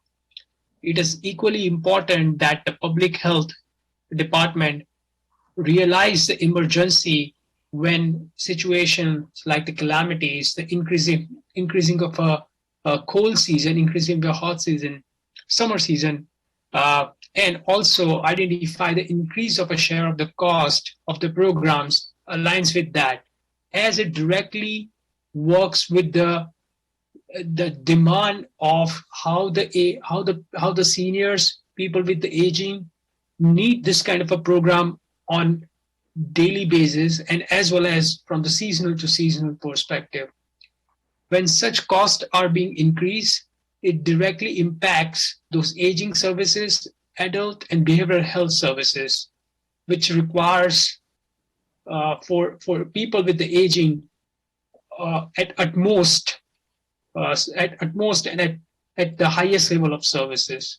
What becomes even more important is that when the redetermination occurs, and it is time when it becomes an act of a 780, which provides the Department of Human Services to reevaluate the eligibility criteria for the aging people, they have to keep evaluating the cost as well. So what becomes more important is to continue to evaluate by the Department of Public Health. That concludes our speakers. Thank you. I'll close the public comment period and let's go take the vote. Vice Chairperson Chavez. Yes. Chairperson Lee. Yes, as well. And the report has been received, and that comes to the end of our agenda today, to the adjournment. With that, I'd like to say thank you all for coming to this meeting. And now this meeting is now adjourned to Thursday, February 17th, 2022 at 2 p.m. Thank you very much. Thank you. Have a great day. Thank you. Bye-bye. Recording stopped.